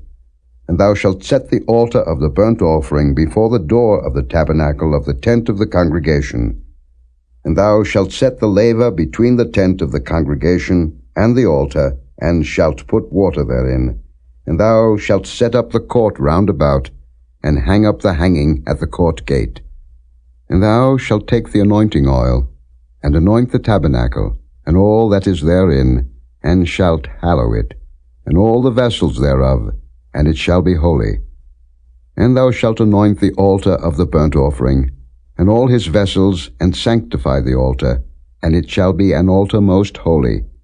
And thou shalt anoint the laver and his foot, and sanctify it. And thou shalt bring Aaron and his sons unto the door of the tabernacle of the congregation, and wash them with water. And thou shalt put upon Aaron the holy garments, and anoint him, and sanctify him, that he may minister unto me in the priest's office. And thou shalt bring his sons, and clothe them with coats. And thou shalt anoint them, as thou didst anoint their father, that they may minister unto me in the priest's office. For their anointing shall surely be an everlasting priesthood throughout their generations. Thus did Moses, according to all that the Lord commanded him, so did he. And it came to pass in the first month in the second year, on the first day of the month, that the tabernacle was reared up. And Moses reared up the tabernacle, and fastened his sockets, and set up the boards thereof, and put in the bars thereof, and reared up his pillars. And he spread abroad the tent over the tabernacle, and put the covering of the tent above it, as the Lord commanded Moses. And he took and put the testimony into the ark, and set the staves on the ark, and put the mercy seat above upon the ark. And he brought the ark into the tabernacle, and set up the veil of the covering, and covered the ark of the testimony, as the Lord commanded Moses. And he put the table in the tent of the congregation, upon the side of the tabernacle northward, without the veil. And he set the bread in order upon it before the Lord, as the Lord had commanded Moses. And he put the candlestick in the tent of the congregation, over against the table, on the side of the tabernacle southward. And he lighted the lamps before the Lord, as the Lord commanded Moses. And he put the golden altar in the tent of the congregation before the veil. And he burnt sweet incense thereon, as the Lord commanded Moses. And he set up the hanging at the door of the tabernacle. And he put the altar of burnt offering by the door of the tabernacle of the tent of the congregation, and offered upon it the burnt offering and the meat offering, as the Lord commanded Moses. And he set the laver between the tent of the congregation and the altar, and put water there to wash withal. And Moses and Aaron and his sons washed their hands and their feet thereat. When they went into the tent of the congregation, and when they came near unto the altar, they washed, as the Lord commanded Moses. And he reared up the court round about the tabernacle and the altar, and set up the hanging of the court gate. So Moses finished the work. Then a cloud covered the tent of the congregation, and the glory of the Lord filled the tabernacle. And Moses was not able to enter into the tent of the congregation, because the cloud abode thereon, and the glory of the Lord filled the tabernacle. And when the cloud was taken up from over the tabernacle, the children of Israel went onward in all their journeys. But if the cloud were not taken up, then they journeyed not till the day that it was taken up. For the cloud of the Lord was upon the tabernacle by day, and fire was on it by night, in the sight of all the house of Israel, throughout all their journeys.